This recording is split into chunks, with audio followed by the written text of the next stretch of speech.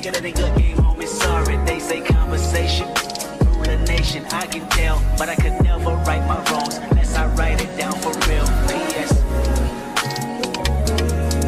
You can get it, you can get it, you can get it, you can get it. And I know you, know you, know you, know you, know you what you want. Oh, I accept this, put it in the song, alright. You can get it, you can get it, you can get it, you can get it. And I know you, know you, know you, know you, know you what you want. Oh, I accept this, put it in the song, alright.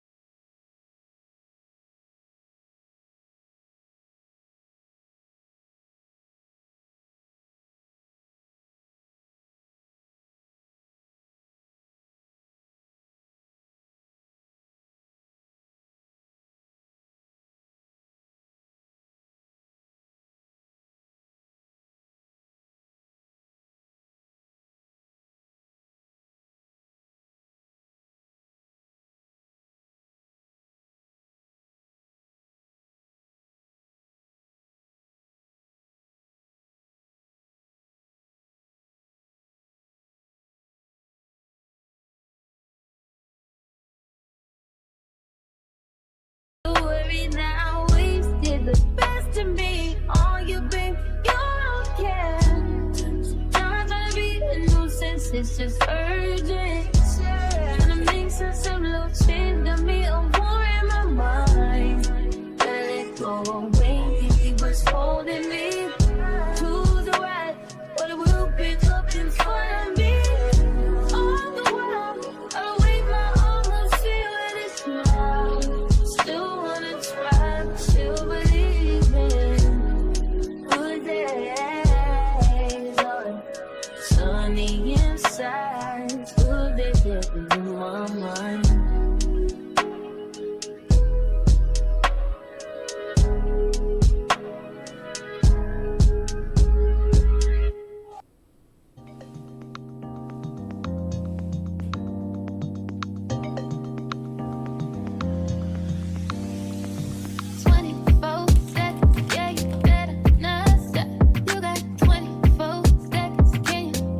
Shot.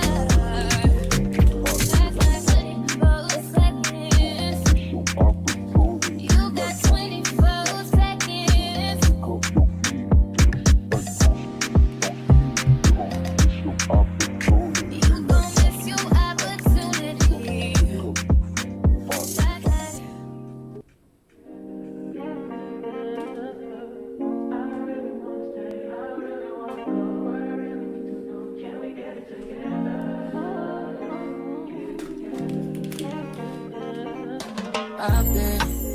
All in my phone, I got options. And I don't wanna tell you to drop it, but I don't wanna play your fair. Yeah, something that makes me look at you too often. Oh, baby, you can give it something. Baby, I can run all the time. Baby, I'm talking crazy. I need you right in my space, but I need it, baby. I'm late, but I still can check in with you. I know that I need my friends, but I wouldn't wanna leave. You know, I wouldn't wanna bleed. Even my heart, my mind, and my body. C'est parti, on se lance sur Twitch. Alors rejoignez-nous, on va se lancer sur Twitch. On va un peu discuter, ensuite on va faire une react, on va regarder la vidéo, les B-Side Media, on va discuter. Bonsoir, on va parler du coup sur Twitch du racisme intrafamilial. Donc n'hésitez pas à aller sur du coup ma chaîne Twitch dans 5 minutes. Du coup on va basculer sur Twitch. On va parler du racisme intrafamilial, de ce que ça fait en fait d'être une personne en fait blanche quand on est par exemple dans une famille mixte ou quand sa famille est nationaliste. On va parler également un peu, je pense, des personnes adoptées et de l'enfer que ça représente en fait quand tu es une personne adoptée, le racisme intrafamilial, donc c'est le racisme dans la famille. On en a aussi parlé dans mon podcast des bâtons métissage, c'est la saison 2, c'est un peu tout le fil conducteur sur le racisme qui se passe dans les familles. Donc surtout je pense quand on a un couple mixte, il y a forcément une famille qui a un peu plus de biais raciaux sur les autres. Donc voilà, donc on va en parler sur Twitch. On va partir d'ici, je pense, 5 minutes. On va se connecter et voilà. Ah, on me dit qu'on m'entend pas.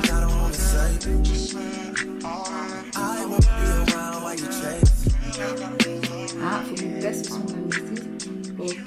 Bon, ben retrouvez-moi sur Twitch.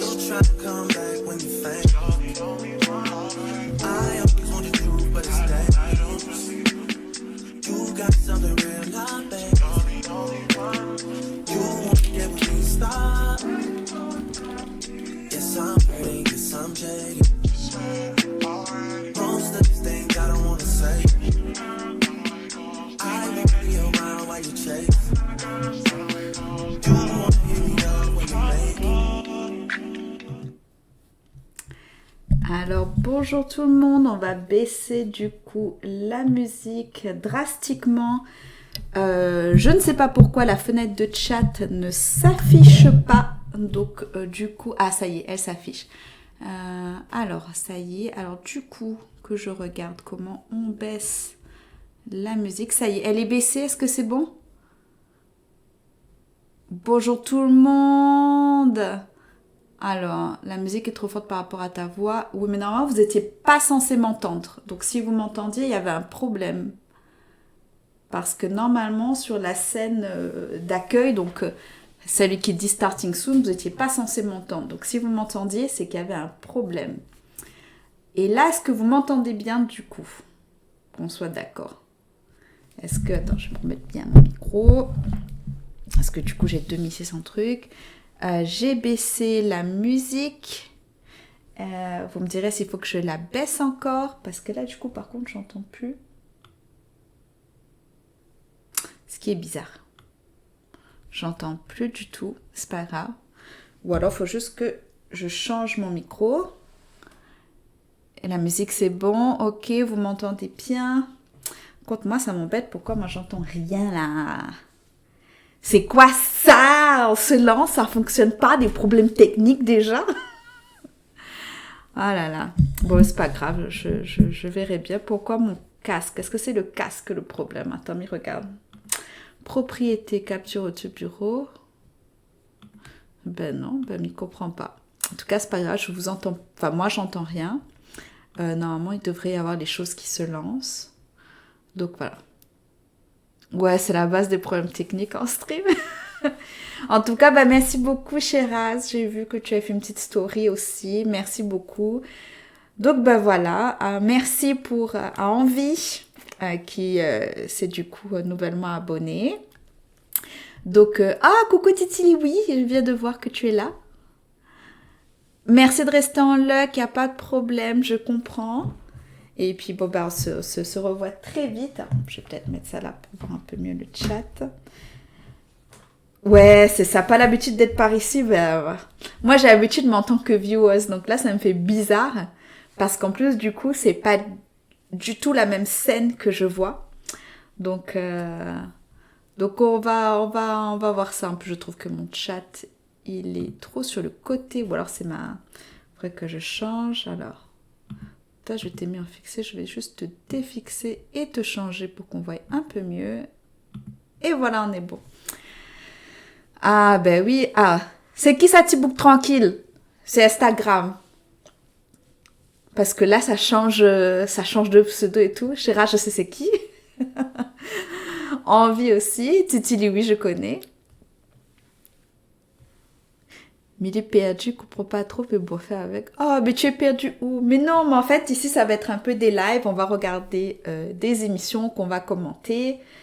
Donc, merci, Chéras. Ouais, moi, je suis très stressée. Je raconte, j'ai mal au ventre. Je suis partie aux toilettes juste avant. J'ai mal au ventre, je suis hyper stressée. Je me suis fait mon petit thé. Et ah oui, et alors, il fait très froid ici. Dans cette maison, il fait froid. Donc, du coup, il y a le chauffage qui va se lancer.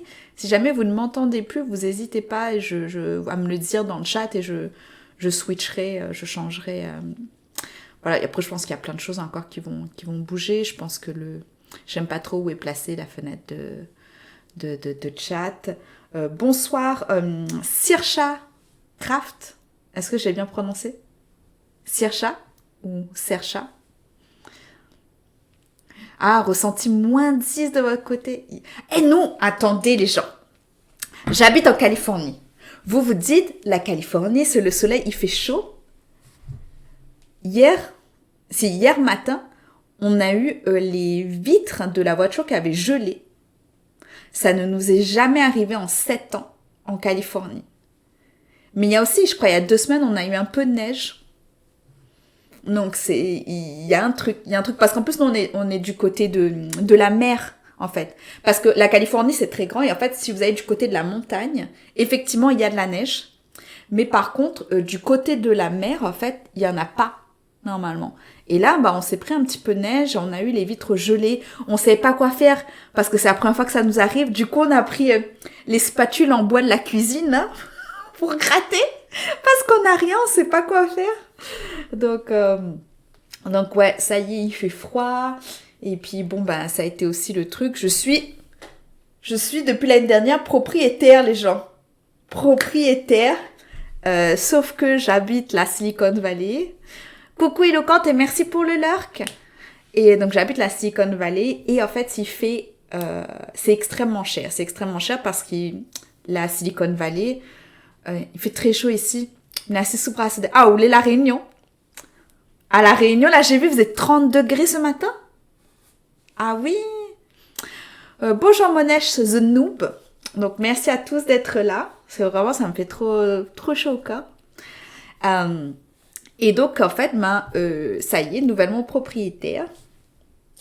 Et comme je le disais, en fait, c'est que moi, j'habite la Silicon Valley, c'est extrêmement cher. Et en fait, je suis un peu en dehors je suis vraiment dans la petite ville où il y a rien du tout parce qu'en fait ça coûte extrêmement cher.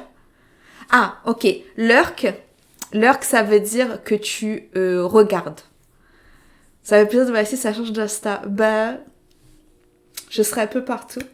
Un lurk, du coup je reviens sur lurk, ça veut dire que on va juste soit écouter, on va mettre le bruit en fond et on va pas interagir en fait dans le chat. Donc on sera pas très actif, c'est ça que ça veut dire lurk. Donc voilà, et donc nouvellement propriétaire et je suis un peu dans c'est pas encore la campagne, mais pas loin parce qu'en fait mon mari fait quand même 2 heures de commute, fait 2 heures de bus, donc fait 4 heures au total, 2 heures aller, 2 heures retour pour aller au travail, mais en fait c'est juste parce que c'est le seul endroit en fait où financièrement on pouvait acheter et on a bien conscience que déjà pouvoir acheter, c'est énorme. Où tu iras les potirons? J'ai pas compris. Je n'ai pas compris. Donc voilà, donc c'est un peu...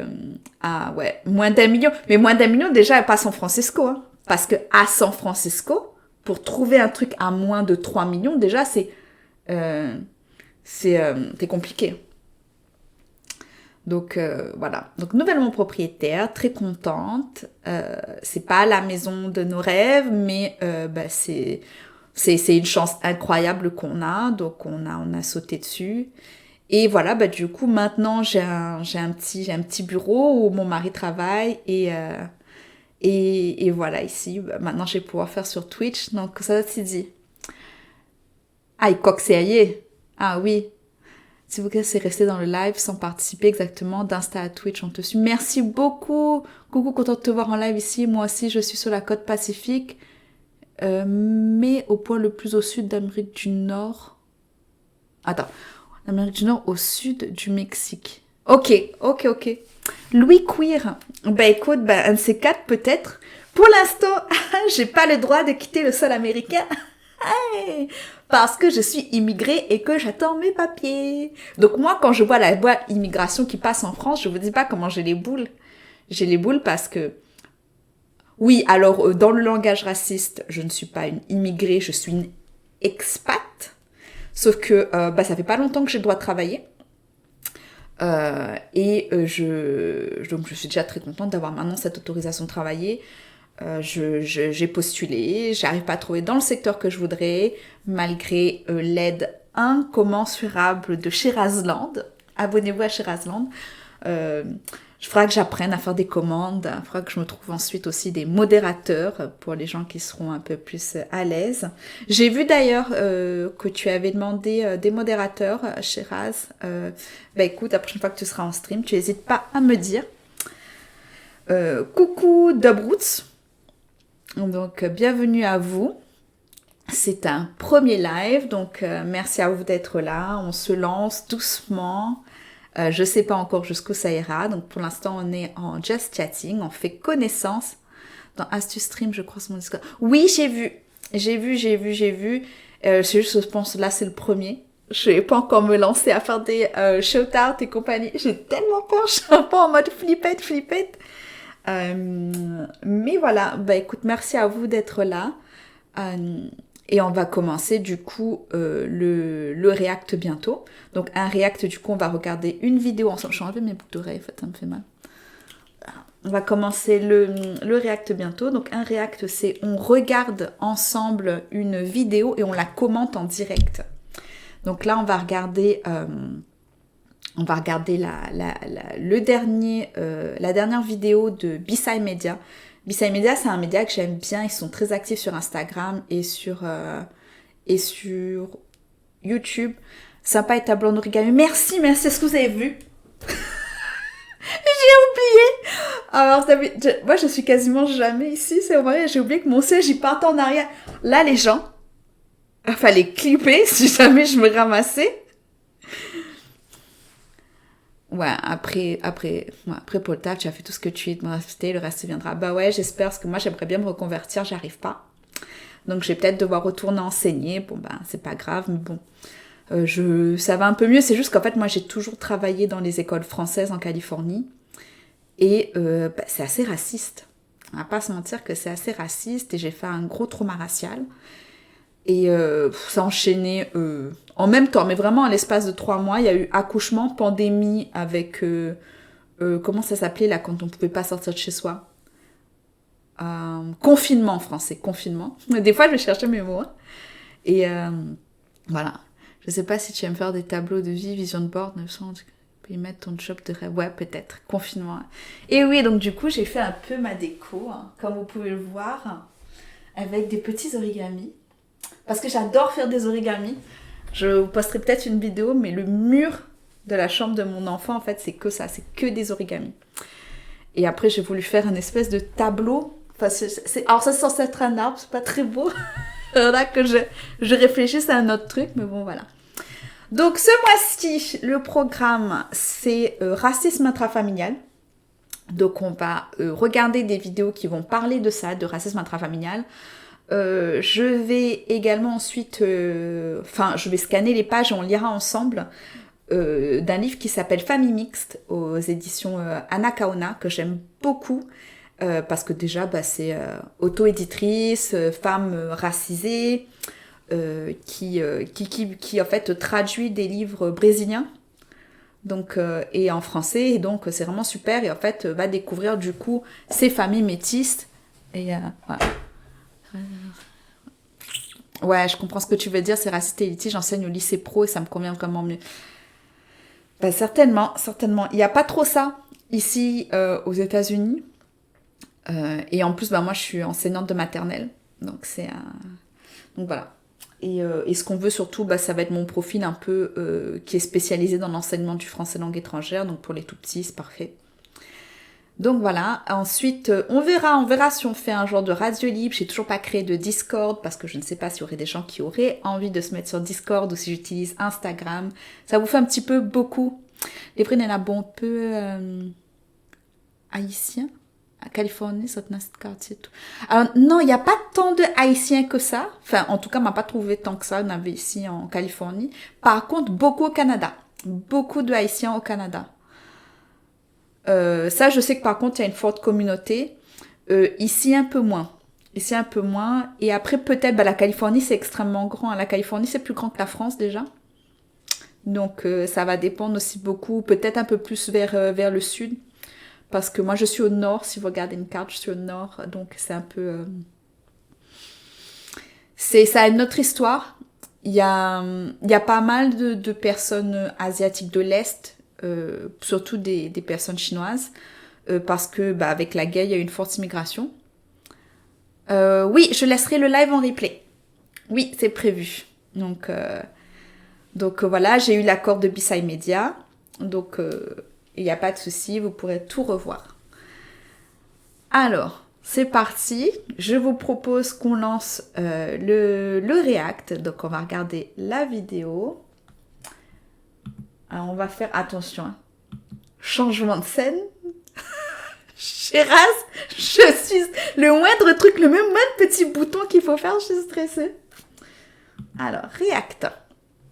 Donc, voici. Un React, c'est ça. Maintenant, vous me voyez en tout petit.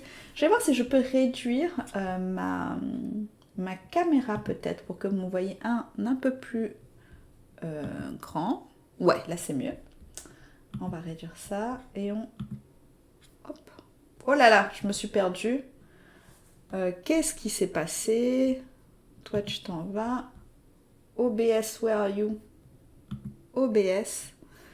Et... on est sur parole croisée. Très bien. On est revenu. Tout va bien. Ouais, normalement, elle a coché la case pour la VOD. Ouais. Ouais, merci beaucoup, Chéraz. Mais surtout, tu t'inquiètes pas. Enfin, je vais me débrouiller. Je sais que t'as besoin de garder ton énergie pour des choses qui te sont nécessaires. Donc, te sens pas du tout obligée. Google est aussi mon ami. Donc, voilà. Donc voici donc le live de Bisai, la vidéo de Bisai Media. Normalement, il y a les... Vous me direz, je lancerai, vous me direz si le son n'est pas assez fort ou pas. Donc dites-le moi en commentaire si jamais le son n'est pas bon, si vous ne l'entendez pas.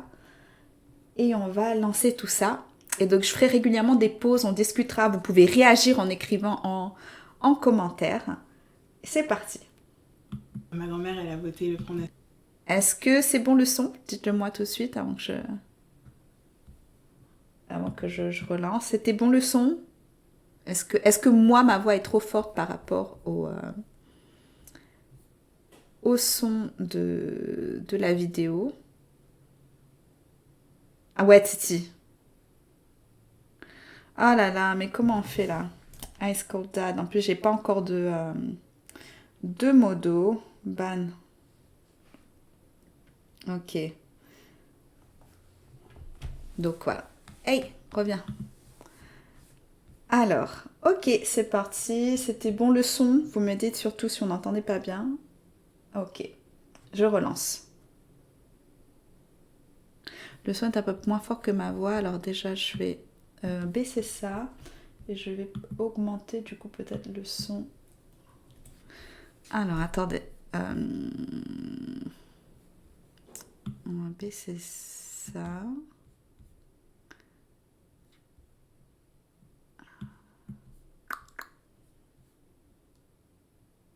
Alors ça c'est un peu normal, mais attendez, j'aimerais juste voir vidéo react en espérant que ça passe. Ok, vous me direz au fil du truc, voilà. C'est parti. Ma grand-mère, elle a voté le Front National.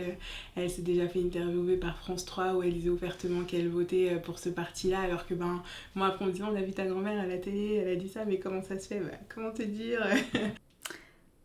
On est bien ou on est bien là? On est bien ou on est bien? Alors, ouais.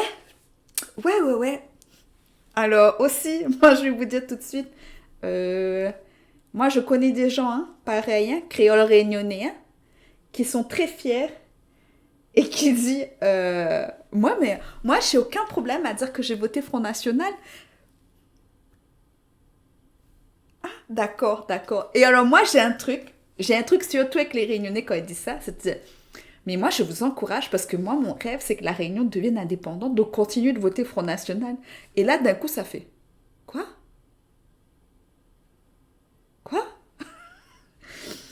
Donc voilà. Bonne soirée tout le monde, bien entendu.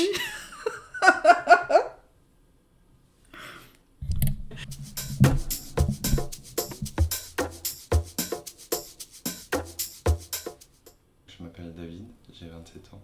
Mes parents sont à la fois français et africains subsahariens, avec un père du coup noir et une mère blanche. Je pense que très vite la manière dont on m'a déjà décrit physiquement, comme marron ou café au lait, à travers déjà ces descriptions, que ce soit à l'école ou...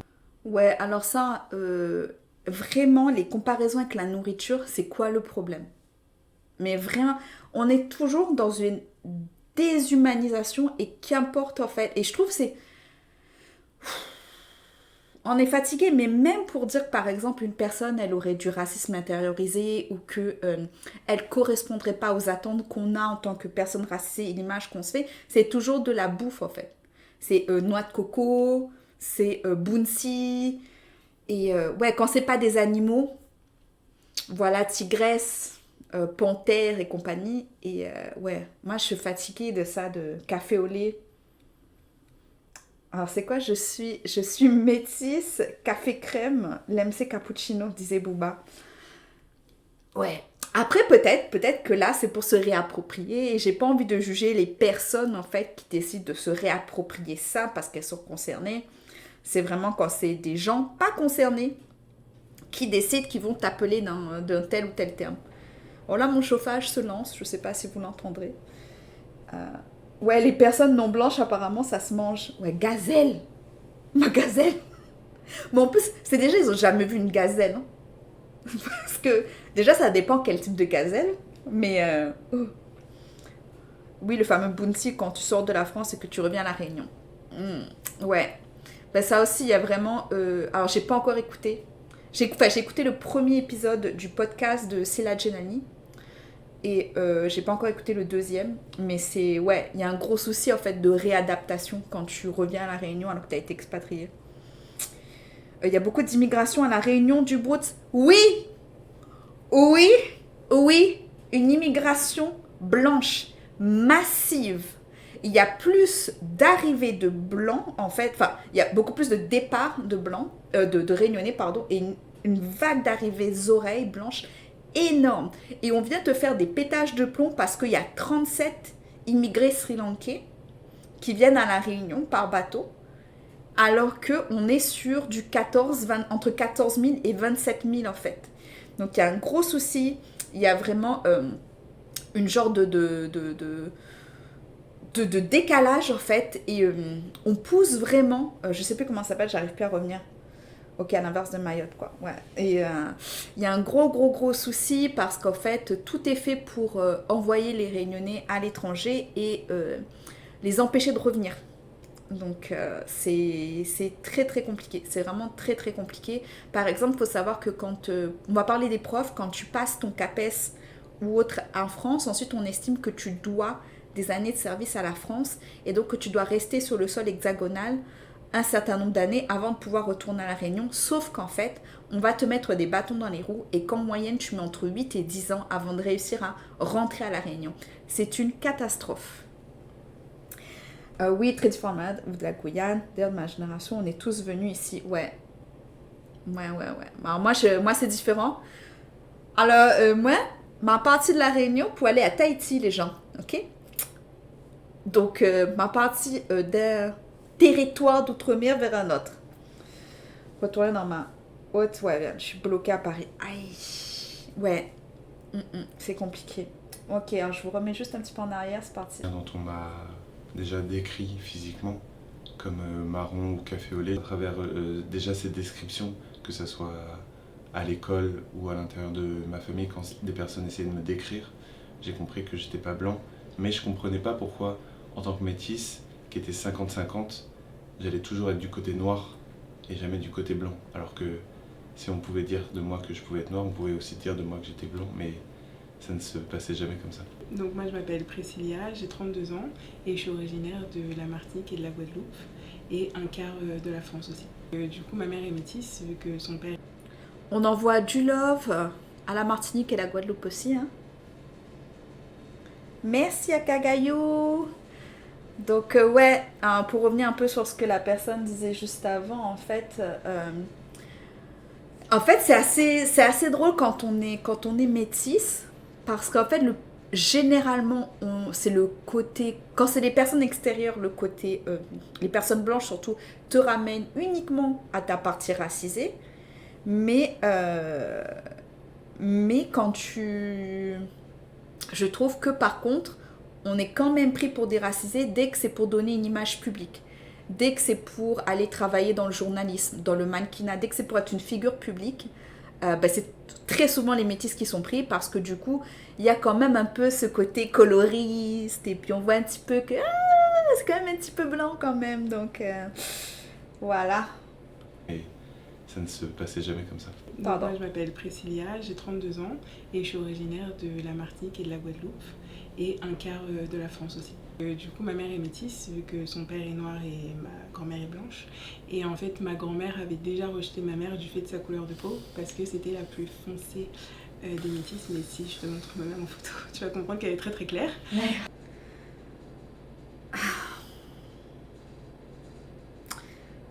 Bon alors, le colorisme intrafamilial, va peut-être falloir faire aussi un stream spécial là-dessus, quoi. Que ça, c'est assez récurrent dans les familles, y compris les familles réunionnaises, qu'on favorise les personnes plus claires de peau, de la même fratrie, en fait, que les personnes foncées. Voilà. Voilà, mais c'était un rejet total de par sa couleur de peau déjà. Et ma mère, elle a fait sa vie avec une personne noire. Donc moi, je suis la plus foncée, par exemple, de tous mes cousins-cousines. Donc il n'y avait que ma fratrie et moi qui subissions les foudres, on va dire, de ma grand-mère et tout ce racisme-là. Parce que finalement, on était aussi les seuls concernés par cette histoire de couleur de peau. Et on est vraiment des personnes racisées, on n'a pas de white passing ou que sais-je. Je m'appelle Mawa. Ouais, nous connaissons ça. Surtout, je pense qu'elle parle de sa grand-mère blanche. Ah là là. Ok, continue. J'ai 30 ans et je suis originaire d'Afrique du Nord. Du côté de mon père, ils sont kabyles, donc très clair de peau en plus. Mes cousines sont quasiment toutes blondes aux yeux bleus. Et donc ouais, ça a été beaucoup de du côté de mon père, alors que du côté de ma mère, beaucoup de négrophobie intériorisée, parce que du coup, du côté de ma mère, ils sont métissés. Il faut effacer le gène noir. Ma mère, elle est tunisienne, mais mon grand-père... Ouais, alors négrophobie, pour ceux qui ne connaîtraient pas, c'est le racisme envers les personnes noires. Et donc, quand on parle d'intérioriser, ça veut dire qu'on est soi-même en fait concernés, soit métis noirs, soit monoracial noirs, et que on participe à partager du racisme là-dessus. Lui était métis tunisien-sénégalais. Bizarrement, j'en veux pas trop du côté de ma mère, parce que mes tantes ont été les principales victimes en fait de ce racisme, et où en grandissant, je me rends compte que c'est aussi une peur, parce qu'elles ont vécu de la négrophobie quand elles étaient en Tunisie. Donc c'est une peur, c'est une réponse traumatique. Ça, c'est hyper vrai aussi. On a tendance à l'oublier, c'est pas uniquement des gens qui sont exécrables et qui auraient juste envie d'être racistes ouvertement. Il y a aussi une réponse traumatique à ça, à l'intériorisation du racisme. Ouais, donc bienveillance, hein, on le rappelle, c'est vrai que je l'ai pas dit, mais soyez extrêmement bienveillants envers les personnes qui témoignent. Il ne s'agit pas de les critiquer ou de critiquer leur famille. Ici, on va juste écouter leurs paroles. On va prendre tout ce qu'ils nous donnent. Et voilà. Et puis, force. Alors. Est-ce que... Non. Comment on fait? Ah. C'est parti. Le bon poupon, tu es désormais modérateur de cette chaîne. J'ai l'impression d'avoir de la chance, je suis métisse, mais je pense n'avoir jamais vécu de discrimination. Ouais. Et bonsoir éloquente et bonne année.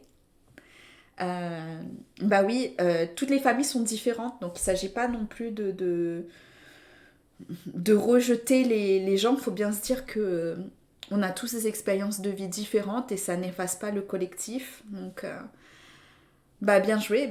Moi non plus, j'ai pas l'impression spécialement d'avoir vécu de racisme intrafamilial. Mais en même temps, j'ai envie de te dire qu'on était 3 métis blancs, 3 métis d'oreilles, dont moi. C'était ma fratrie, quoi. Donc voilà. On continue. Ah. Donc, je leur en veux pas. Par contre, je veux pas ça dans ma vie. Je m'appelle Laetitia, j'ai 39 ans et je suis d'origine franco-ivoirienne et guadeloupéenne. Ma famille, donc du côté de ma mère, ils sont français d'origine normande, un petit peu portugaise aussi. Et du côté de mon père, donc c'est la Côte d'Ivoire. Ma mère m'a eu très jeune et donc mon géniteur donc, est d'origine guadeloupéenne, mais j'ai été élevée par mon beau-père donc, qui est d'origine ivoirienne. Donc j'ai pas la même origine que mes frères et sœurs, d'où... entre guillemets, les petites tensions qu'il y a pu avoir au sein de la famille quand j'étais petite. Voilà.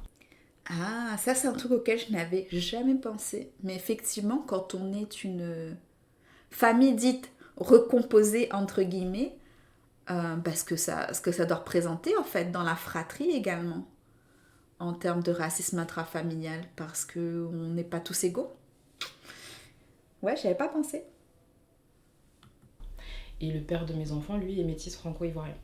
Donc pareil, sa mère est européenne et son père est d'origine ivoirienne. Donc c'est un peu le même contexte finalement. Dans mon enfance, j'ai vécu quand même pas mal de racisme intrafamilial. Ça venait principalement de mes grands-parents qui sont donc européens, d'origine normande et qui avaient beaucoup de mal donc du coup avec le mariage de ma mère avec un Ivoirien. Du coup, avec moi, ils étaient moins racistes, on va dire. Et ils me le disaient ouvertement, hein, que pour eux, j'étais française parce que j'étais d'origine guadeloupéenne. Et que mes frères et sœurs, eux, n'étaient pas français de par leurs origines ivoiriennes. Et ça... Ah, donc d'un coup, comme ça, les Antilles, la Réunion, on accepte plus, en fait. Parce qu'on a... En fait, c'est un truc que je me pose souvent. C'est qu'on a ce qu'on appelle le mythe du bon sauvage, qui normalement c'est davantage pour les Polynésiens, mais on jouit de cette aura dite insulaire. Et en fait, tout ce qui est île, c'est un côté... on est sur l'exotisme, de l'exotisation, et donc parfois ça peut nous protéger de certains... je dirais parce qu'en fait, il y aurait 2 types de racisme. Un exotisme qui serait foncièrement malveillant et un exotisme que eux ou elles perçoivent positivement. Et c'est vrai que souvent venir de territoire occupé par la France et départementalisé ou occupé d'une quelconque manière, collectivité, territoire, pays d'outre-mer. Parce que c'est vrai que ça n'existe plus, les territoires d'outre-mer maintenant. On appelle ça pays d'outre-mer.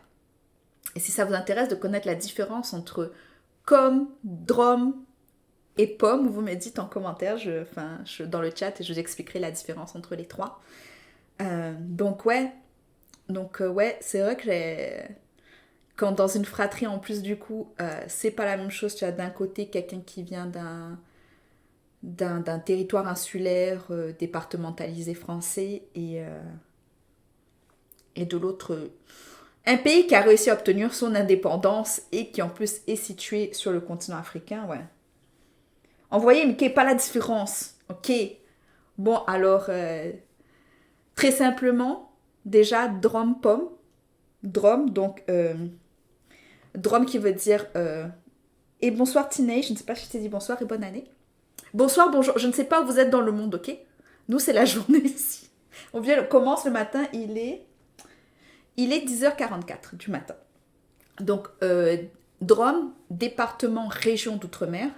Donc ici, qui jouit normalement exactement du même statut légal, a les mêmes représentants et sous la même tutelle administrative que n'importe quel territoire, département, région plutôt, français qui est en Europe. Donc la Bretagne, la Réunion, Mayotte, l'Alsace, Pays Basque, Guadeloupe, c'est la même chose. Normalement, on a le même régime, c'est le même système de vote. On vote directement pour le président de la République. On n'a pas vraiment d'intermédiaires, ou nos intermédiaires politiques, ce sont des députés et sénateurs. Et oui, en théorie. En théorie. Donc, et par contre, un POM, c'est un pays d'outre-mer. Et un pays d'outre-mer, donc je vais prendre l'exemple de la Polynésie française. La Polynésie a son président. Et il y a deux présidents. Un président en fait de la Polynésie et il y a le président au-dessus qui est le président français. Donc en fait, il y a deux présidents. Le président français de l'État qui occupe en fait administrativement, donc du coup c'est Emmanuel Macron. Et c'est qui? Alors, les vrais diamants pour la montre. Pourquoi réussir à prendre son indépendance? La Réunion a essayé de prendre son indépendance au XXe siècle. Désolée, je manque de culture. En fait, il y en a, je pense notamment à la Polynésie française, je pense à la Nouvelle-Calédonie. La Nouvelle-Calédonie, il y a quand même des référendums tous les 3 ans, en fait, parce qu'ils essayent d'obtenir leur indépendance.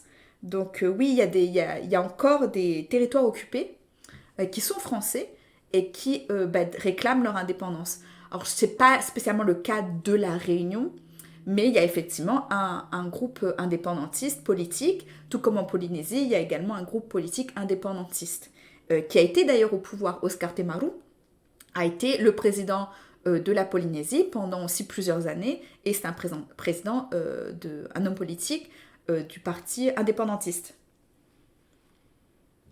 Ouais, tous les Outre-mer ont un peu essayé, étouffé par le Bumida. La Kanaki aussi voulait son indépendance, mais Jean-Marie Tjibaou a été assassiné. Oui, donc la Kanaki, c'est le nom non colonisé de Nouvelle-Calédonie. Ça aussi, il faudra un jour qu'on revienne là, sur tous ces noms-là. Polynésie française, Nouvelle-Calédonie. Vous n'allez pas me dire que ces noms-là, c'était les noms d'origine. Hein. On dit la Kanaki, Maori Nui. Mais effectivement, voilà. Et d'ailleurs, si vous ne le saviez pas sur... en quoi le découpage et les noms Polynésie, Mélanésie, Micronésie, c'est raciste, je vous encourage à aller voir du coup mon podcast Déballe ton métissage où on en parle dans l'épisode, c'est l'avant-dernier épisode, attendez je vais vous mettre ça, où on parle justement, était invité Linktree Déballe ton métissage, je vais vous mettre ça. Est-ce qu'il va me le trouver? Bien entendu, il ne trouve pas. Hop, pas grave, appuie dessus.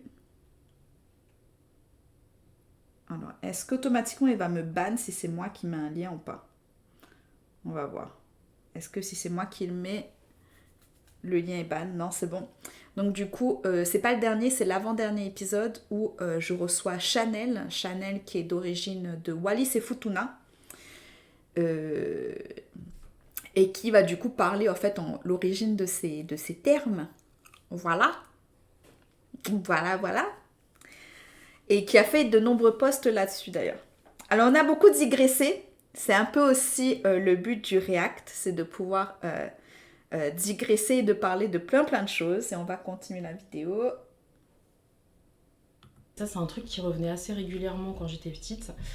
Ça m'a profondément marqué quand même. Enfin, je sais pas, quand t'as des grands-parents qui... Alors, ils étaient adorables avec moi, c'est pas ça le problème, mais ils revendiquaient le fait de voter FN. Ils le revendiquent toujours d'ailleurs. Je me souviens pas d'une fois ne pas les avoir repris parce qu'ils avaient dit des choses racistes, et même encore aujourd'hui. Ma grand-mère, bon, elle arrive quand même à un âge certain. Je me souviens pas ne pas l'avoir reprise dernièrement parce qu'elle avait dit quelque chose de raciste. Ça peut me concerner moi, ça peut concerner les gens qu'elle va croiser dehors. Elle est profondément raciste et ça changera pas. Mon grand-père est noir. Alors, question pour les gens dans le chat. Est-ce que vous reprenez les membres de votre famille? Parce que moi, c'est incroyable, je laisse rien passer sur les réseaux sociaux et je laisserai rien passer dans ce chat, par exemple. Mais ma famille, moi, j'en ai marre. Par contre, je reprends ma belle famille. Parce que ma belle famille est oreille, blanche. Mais ma famille réunionnaise, il y a ce côté, en fait, comme je suis, en fait, métisse oreille, j'ose pas les reprendre. Parce qu'il y a ce côté aussi où moi, j'ai profité de ce système. On m'a inculqué une éducation, par exemple... moi, c'est vrai qu'on m'a interdit de parler créole. C'était interdit chez moi de parler créole. Parce qu'à l'époque, ils pensaient bien faire, ils pensaient que sinon d'avoir un accent, t'allais mal parler français. Enfin, il y a plein d'excuses qui ont été données par un système raciste et j'en veux pas forcément à ma cellule familiale. Mais voilà, et du coup, j'ose pas encore trop reprendre, sauf quand ils disent des dingueries, quoi. Mais, alors, petit bout tranquille. Depuis pas longtemps, surtout Natati, il dit rien que la taille. Alors, on train du pouzote. Surtout, j'ai une tante qui dit beaucoup de merde. Alors, les gens, taille veut dire merde. Et envie nous dit, ouais, ça dépend des moments. Ouais, faut avoir l'envie, faut avoir... Ouais, et puis je pense que pareil, toi, envie, t'habites en France. Il y a ce côté aussi où on a un certain accès à la zoréité ou à la blanchité. Et je trouve que c'est un peu difficile parfois de reprendre sa famille racisée. Par contre, le côté blanc, moi, je laisse rien passer. Hein. Il est martiniquais, il est né en Martinique. Je vais revenir un petit peu. Elle avait dit quelque chose de raciste. Ça peut me concerner moi, ça peut concerner les gens qu'elle va croiser dehors. Elle est profondément raciste et ça changera pas. Mon grand-père est noir, il est martiniquais, il est né en Martinique, il a fait une partie de sa vie en Martinique. Et il s'est marié avec ma grand-mère, donc oui, ils ont eu leurs enfants métis ensemble. Et malgré tout, elle est comme... Attendez, je lis juste... Dub Roots. Mes grands-parents sont restés 40 ans en Côte d'Ivoire. Ils sont racistes, une dinguerie. Et mon père, qui a grandi là-bas en tant que blanc, a vécu le racisme et est devenu lui-même. C'est compliqué le sujet de famille. Alors attends, 40 ans, ils sont racistes, et mon père, qui a grandi là-bas en tant que blanc. Tu es en train de dire que ton père blanc aurait vécu du racisme anti-blanc? C'est ça que tu essayes de nous dire? Lui-même, c'est compliqué le sujet en famille. Maman aussi. TVA apprend un autre créole, un guyanais, son nom. Midi Ali, déconner. Ah. Ben oui, apprendre plein de créoles. Wopé, belle tonton, on a trouvé! Donc, il était seul dans tout le village en campagne ivoirien. On lui jetait des cailloux. Ah ouais! Ah ouais. Alors, en fait, c'est problématique parce que la notion de racisme, c'est vraiment un terme qu'on utilise uniquement en fait pour les pays suprémacistes blancs. Donc, c'est vraiment, par exemple, on peut pas parler de racisme en Chine, par exemple, parce que la Chine, c'est pas eux qui ont inventé la notion de racisme, et eux, quand ils discriminent des personnes, c'est pas sur la base du concept de race. Il y a une hiérarchie, mais c'est sur autre chose. Par exemple, en Inde, on ne peut pas parler également de racisme, mais en fait, il y a effectivement il y a des castes, il y a un système castéisme qui est de discrimination c'est beaucoup de colorisme. Le colorisme, c'est un truc qu'on peut aborder à peu près partout.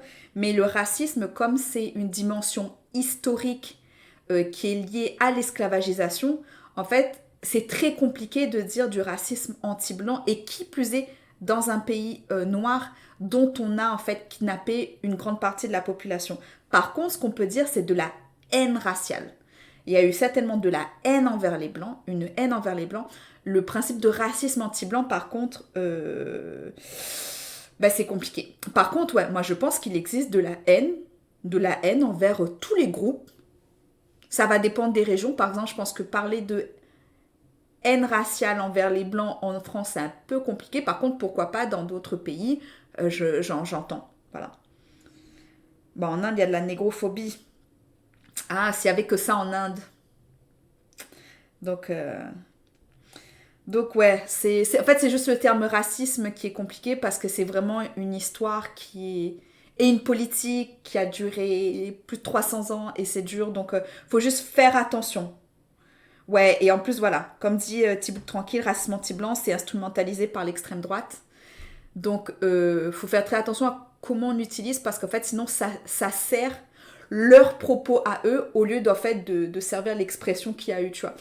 Et c'est absolument horrible de se prendre des cailloux parce qu'on est la seule personne qui n'appartient au même groupe, à la même couleur de peau que la majorité. C'est vraiment traumatisant, j'entends. Par contre, quand tu sors de ton contexte, c'est un peu dur quand tu reviens en France et que tu fais partie du groupe majoritaire qui oppresse, qui fait des lois discriminantes. Non, ça justifie pas en fait, parce que là t'es dans un autre contexte. Donc voilà. Ouais, Poulain Davy, on a déjà parlé. Poulain Davy aussi, c'est parti. En plus, a lancé sa chaîne YouTube. Donc on envoie force aussi à Poulain Davy. C'est parti, alors je vous remets juste un petit peu en avant.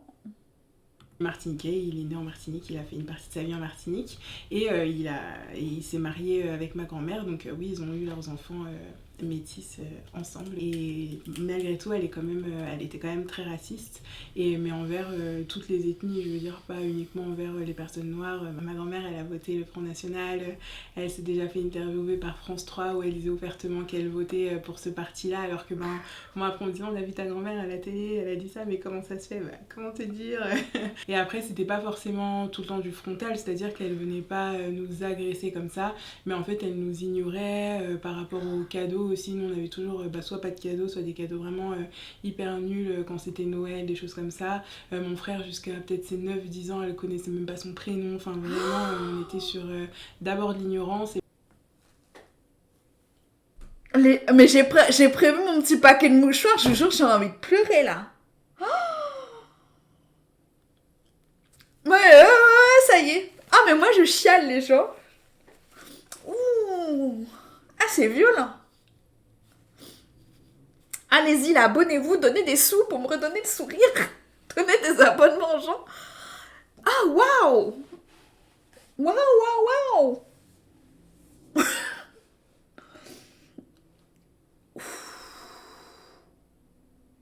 Ah j'ai besoin d'un petit moment là. Alors je vous dis tout de suite, d'ordinaire je regarderai les vidéos avant de vous les faire voir. B-Side Media, c'est un média auquel je fais absolument confiance, donc je réagis en live avec vous. Mais oh my. Oui, alors ouais, c'est d'une violence, mais pas connaître le prénom.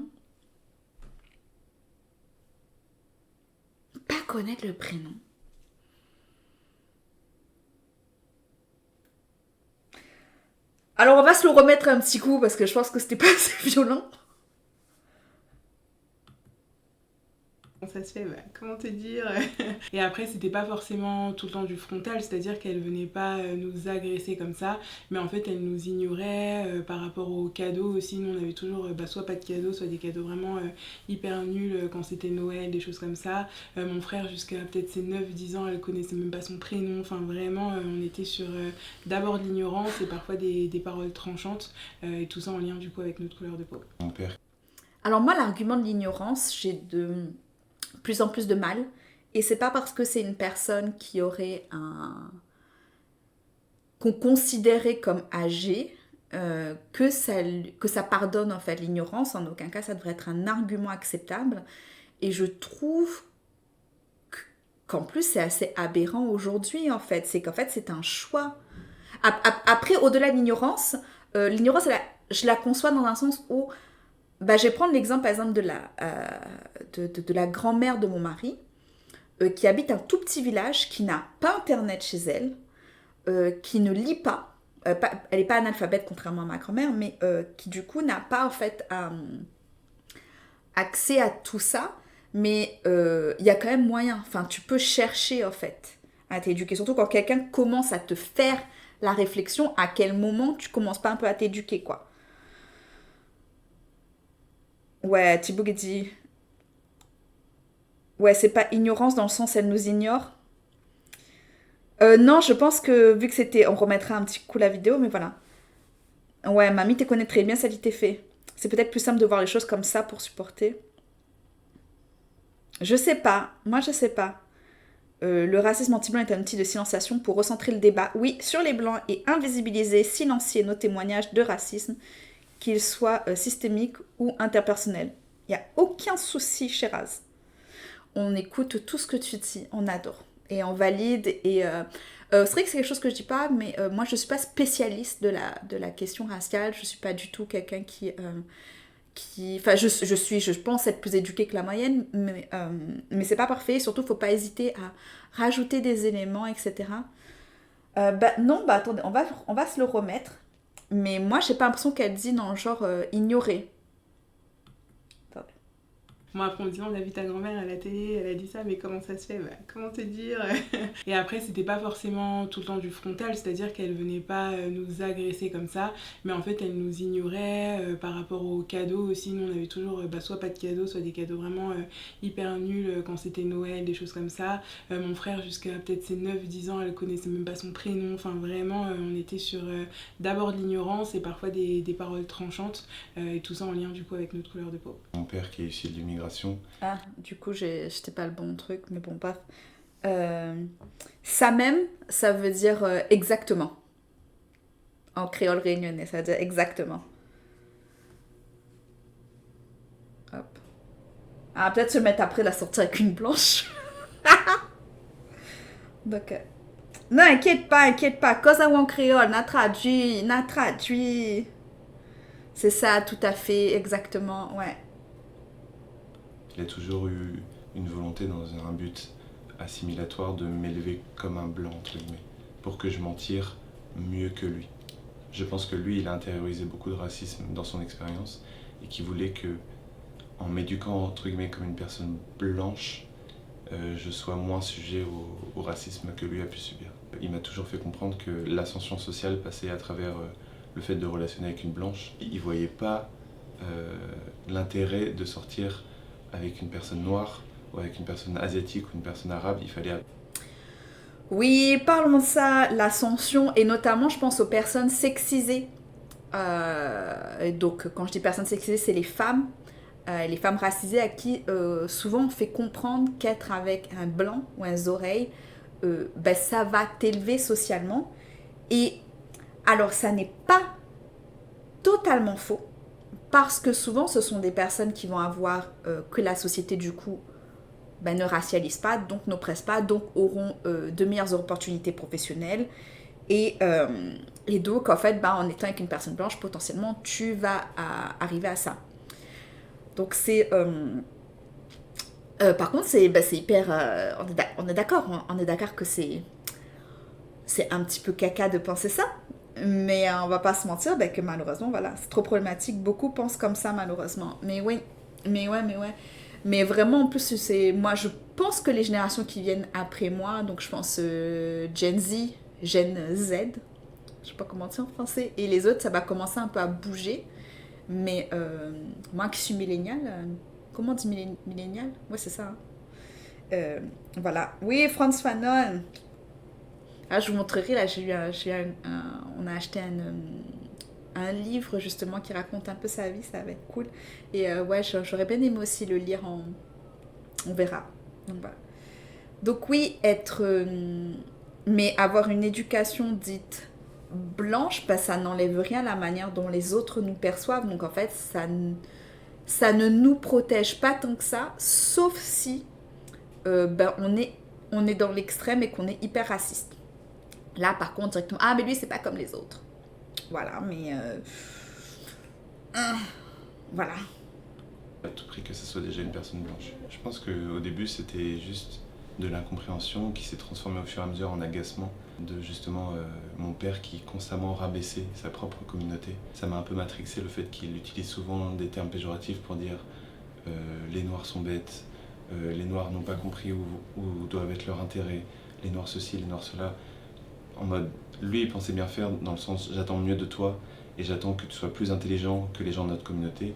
Mais en fait, moi, ça m'a mis dans un truc où en fait, je me sentais à la fois dévalorisé parce que je savais que moi-même, j'appartenais à cette catégorie de personnes et que ça me mettait la pression pour justement me dépasser constamment et toujours montrer notamment que j'étais mieux que les autres noirs par rapport à une perception blanche, mais qu'aussi il fallait que je sois encore plus que les blancs pour pas qu'ils voient que je sois noir.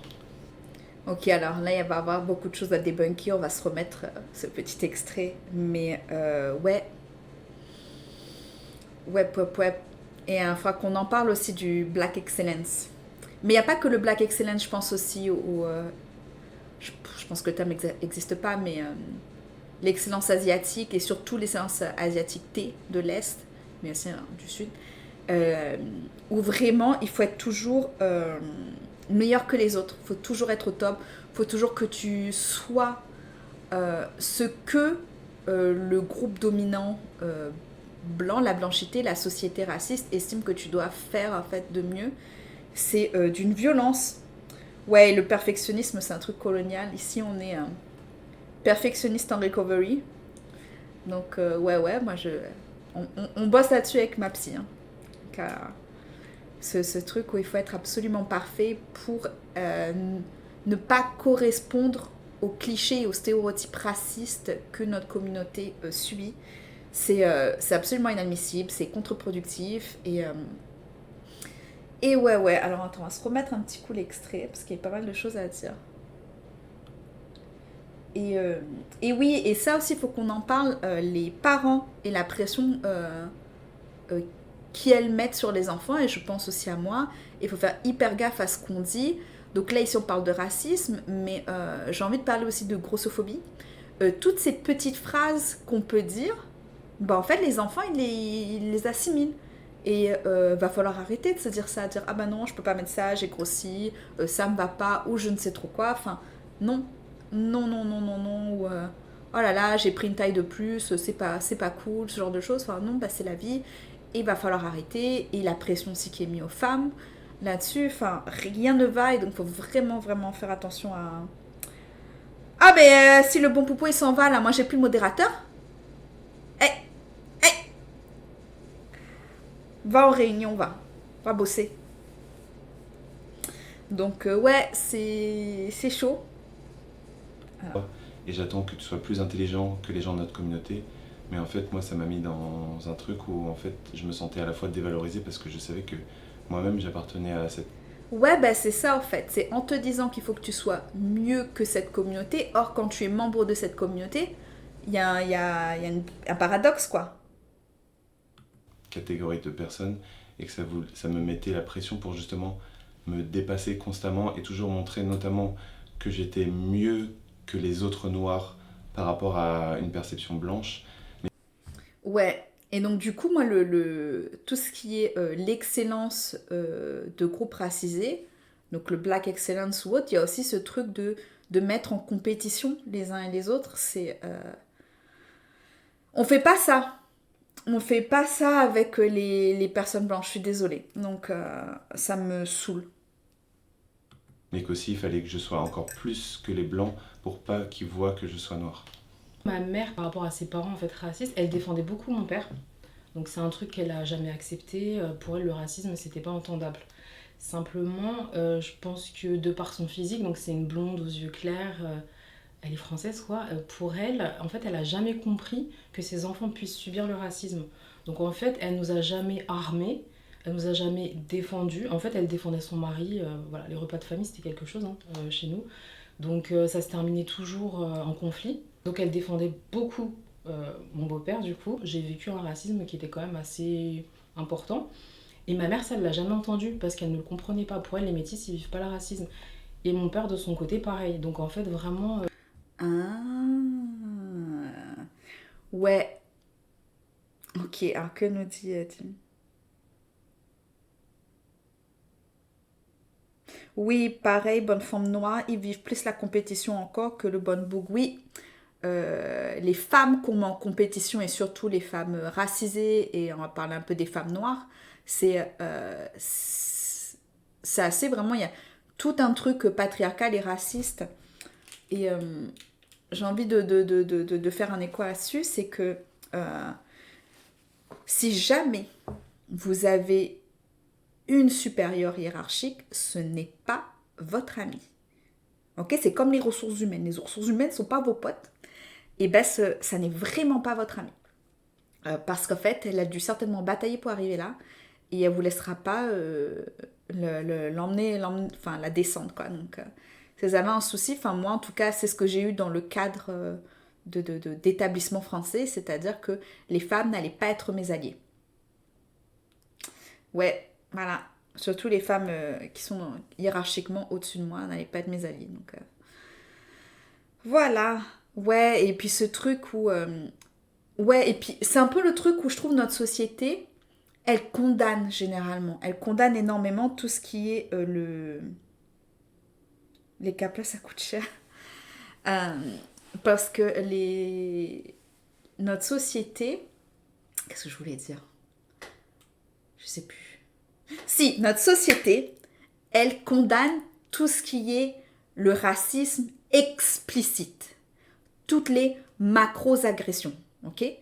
Dès que tu vas t'en prendre à tout un groupe, dès que c'est ciblé, et dès qu'en fait ça a été des trucs intéressants, par exemple, je connais personne qui va se dire, mais dire ça, le N-word, c'est ok. Tu vois? Jamais. Par contre, tout ce qui est un peu plus subtil, ben en fait, ils comprennent pas. Et surtout, ils se voient pas, en fait, faisant partie du problème. Et voilà, donc c'est beaucoup plus problématique, quoi. Ouais. Donc, ouais, et puis en plus, apparemment, les personnes métissées, comme elles jouissent du colorisme, parce qu'elles sont du bon spectre du colorisme, apparemment ne subissent pas de racisme. Mais en fait, si, elles en subissent, parce qu'en fait, ça va dépendre du groupe dans lequel ces personnes sont. Et c'est un racisme qui est comme par exemple, je pense, pour les personnes du Pacifique. C'est un racisme qui est dit positif, en fait. Ça va vraiment être fétichisant, exotisant. Ça va être de l'hypersexualisation. Sauf si tu te conformes pas à ce qui est attendu, et là, tu prends cher aussi, mais... Banal et raciste en mode. Ouais. À la maison, j'avais pas vraiment de soutien par rapport à ça. Et par contre, du côté de mon père, c'était beaucoup plus insidieux. Ils n'ont jamais accepté. Alors, du coup, tu parles du dog whistle pour le racisme subtil, c'est-à-dire, qu'est-ce que c'est le dog whistle, Shiraz? Je ne connais pas. Après, je peux googler. Hein. Aussi, que dire des personnes non blanches qui pensent ne pas pouvoir être racistes parce qu'ils sont racisés. Ouais. Ouais, comme si en fait, être perçu racisé, ça te protégeait et que enfin, c'était un genre de badge. Automatiquement, tu ne pouvais pas être raciste. Alors, je ne sais pas, je vais mettre la def urban, ça sera plus simple. Ok. Pas de souci. Je connais pas du tout c'est quoi le dog whistle. Je peux... Ouais, je peux pas être raciste chinois. Mais alors que bon, ça aussi, il faudra qu'on en parle du racisme dit intracommunautaire, quoi. Parce que ça, il y en a beaucoup, y compris au sein des familles. C'est pas parce qu'en fait, là, je pense à... On a eu des familles, par exemple, où il n'y a pas de personnes blanches, là. Et ouais. Bon, attends, sinon, je peux aussi regarder rapidement, moi, sur Google. Dog whistle. Dog whistle. Mm-hmm.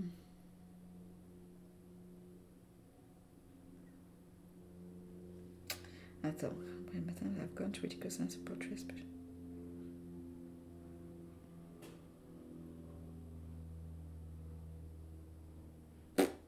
je suis pas sûre d'avoir compris.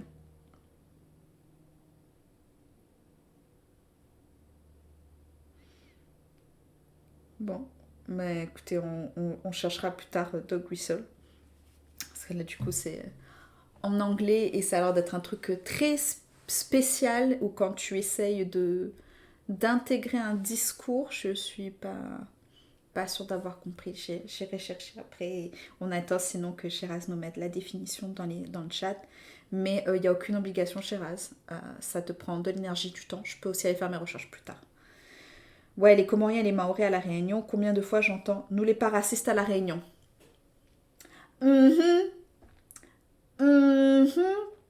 Oui, alors pareil. Ils sont soi-disant pas racistes à La Réunion. Par contre, les Sri Lankais, les Mahorais, les Comoriens. Donc, Mahorais, c'est les habitants de Mayotte. Ils prennent cher parce qu'en fait, il y a vraiment ce truc de vraiment de négrophobie intériorisée à La Réunion. Parce que les Réunionnais, ils ont un peu oublié qui étaient les premiers habitants ici. Ouais, le fameux vivre ensemble. Nous connaît. Ah oui, et couillonnis, ça veut dire la bêtise. Donc, ouais. Et puis, ça vient te parler d'une immigration massive, alors qu'il y a une immigration blanche qui est bien, massivement plus importante. J'en ai fait un post Instagram là-dessus, qui est massivement plus importante que les autres. Donc, ouais. On continue la vidéo. Accepter que mon père soit avec une arabe, enfin en tout cas une assimilée arabe, parce que du coup les conflits entre les Kabyles et les Arabes c'est très complexe. L'avis de mon oncle était super important et l'avis du coup par extension de sa femme qui est blanche avait beaucoup d'importance. Puis en plus elle était prof et puis le côté très institutionnel, donc leur avis était super important. C'est même lui qui m'a beaucoup éveillée au racisme. Du coup j'ai jamais compris pourquoi est-ce que lui ne voyait pas le racisme dans la famille. Et c'était très bizarre. Mais je pense qu'il était complètement aveuglé, vraiment par cet amour, cette tendresse qu'il avait pour mon oncle. Est-ce qu'ils étaient aveuglés ou est-ce qu'en fait ils décident de ne pas voir ce qui se passe parce que en voyant un MP, je sais pas... Ah, tu m'as envoyé un MP là. Alors, du coup, qu'est-ce que c'est que le DOS? Attendez les gens. Un appel du pied, un sous-discours. Ok. Un gage codé qui dans les messages politiques pour obtenir d'un groupe particulier sans provoquer d'opposition. Ouais. Quand on parle par exemple de valeurs familiales. Ça les gens. Mes beaux-parents, ils ont grave utilisé ça avec nous. Oui, mais nous voulons quelqu'un qui partage les mêmes valeurs familiales que nous. Sauf que je crois qu'on n'a pas les mêmes valeurs. Donc, réponse politique, hein, sondage d'opinion. Ah, des changements subtils pour marquer, parce qu'il y a des groupes de personnes qui seront plus sensibles et plus éduquées à ça. Ok, je vois.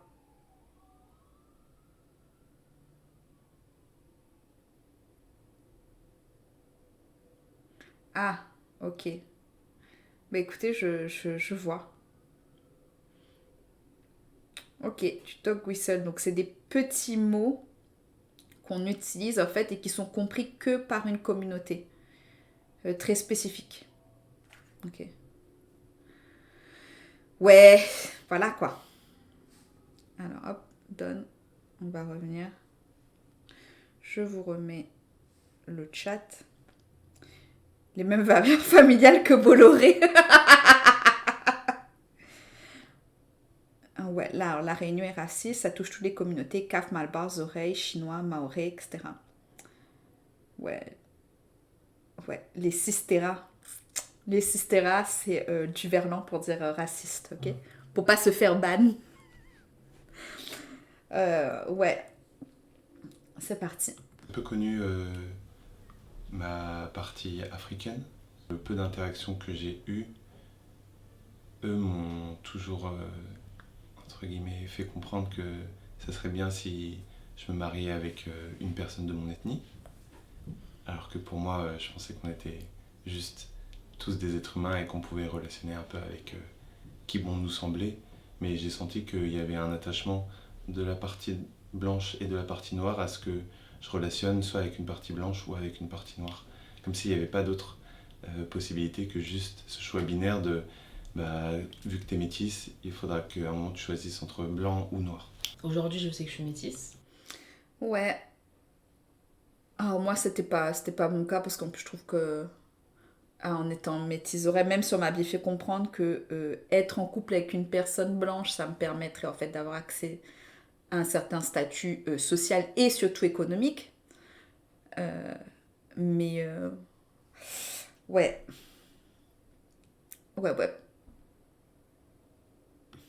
Donc, mais c'est vrai que je me suis jamais sentie appartenir à quelconque communauté, ça il faut le dire aussi. Pourquoi ? Parce que je me suis toujours sentie rejetée par ma famille blanche. Dans ma famille noire, mon père, lui, il a toujours été présent pour nous, mais sa famille à lui était en Côte d'Ivoire.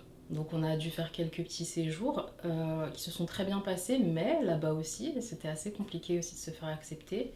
Il y avait une certaine forme de rejet que j'ai bien ressenti. Et donc du coup, est-ce que je me sens appartenir à telle ou telle communauté ? Non, pas vraiment. Pour moi, je suis métisse et c'est encore autre chose. J'ai demandé.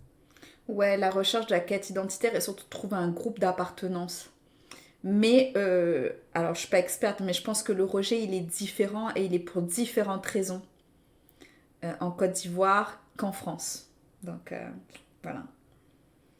Ok, pour la Côte d'Ivoire, faut m'y battre un jour. Ouais, il y a trop de pays. Moi, j'aimerais bien faire Mozambique. Ouais.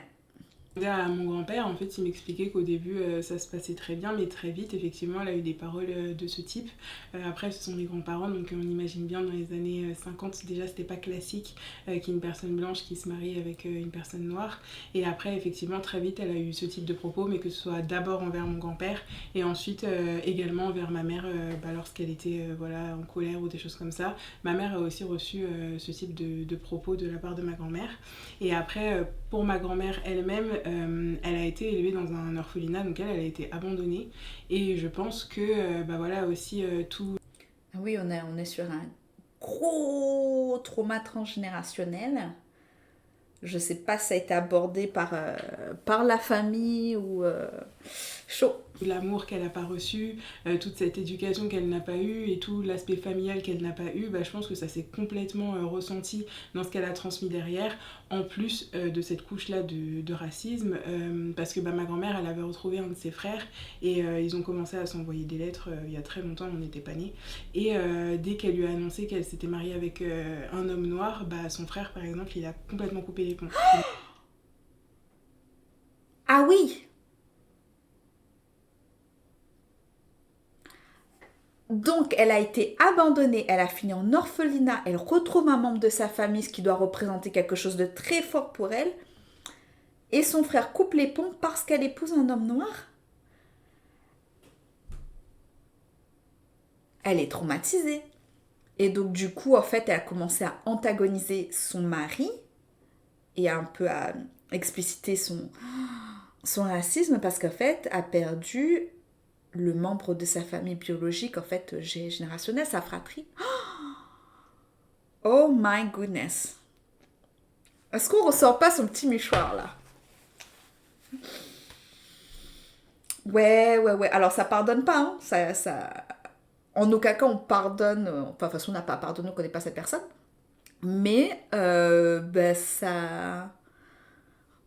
ça offre encore une autre dimension et des pistes d'explication. C'est pas l'explication seule, mais... Oh my goodness.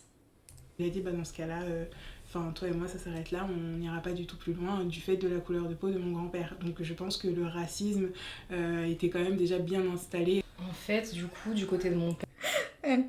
Tu fais une telenovela sur sa famille, il y a 12 saisons faciles. Mais oui, rebondissement. Mais des rebondissements horribles. Donc lui, il a grandi donc en Côte d'Ivoire, Afrique coloniale, il est né dans les années 40. Donc je pense que pour lui, le racisme, il était clair, il était évident, il a toujours essayé de s'intégrer. Peut-être que le mariage avec ma mère, c'était une façon aussi de s'intégrer pour lui, je le pense profondément. Et du coup, pour lui, c'était impossible que je puisse subir le racisme. On avait beaucoup de discussions ensemble. Lui, il essayait de temporiser les choses, de s'assimiler au maximum. Et en fait, on n'avait pas les mêmes problèmes. Et pour lui, c'était... Oui, je pense que c'est surtout ça. C'est qu'en fait, c'est pas exactement le même racisme, ni le même niveau de racisme. Parce que il doit y avoir peut-être aussi de la glottophobie. Donc la glottophobie, c'est la discrimination à l'accent, mais aussi de la xénophobie, en plus du racisme de la négrophobie. Donc, ouais, c'est juste, en fait, ils sont pas sur... En fait, j'ai envie de te dire qu'il y a peut-être un parapluie. C'est un parapluie, et en fait, il y a plein de types d'expériences, plein de types de racisme, et faut juste créer des passerelles, parce qu'en fait, ben, du coup, oui, ben, pour lui, là, mais ça, c'est pas du racisme. Moi, ce que j'ai vécu, c'est du racisme. Et ouais, c'est compliqué.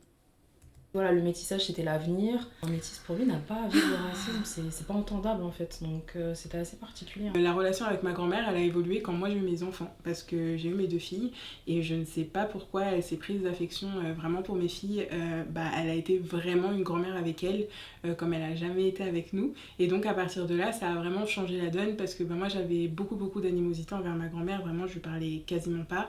Mais quand j'ai vu qu'elle faisait vraiment ce pas-là envers mes enfants, qu'elle demandait à les voir plus souvent, vraiment qu'elle avait ce rôle de grand-mère, ça a totalement changé. Donc moi je me suis un petit peu déridée, et en fait j'essayais aussi de ne pas aller sur les terrains on va dire un peu glissants, mais finalement très honnêtement ça s'est même pas représenté. Il n'y a aucun moment où depuis que j'ai eu mes filles ce type de situation s'est reproposé. Elle ne faisait plus de réflexions qui pouvaient être gênantes ou quoi que ce soit. Donc vraiment à partir du moment où moi j'ai eu mes filles, ça s'est complètement amélioré.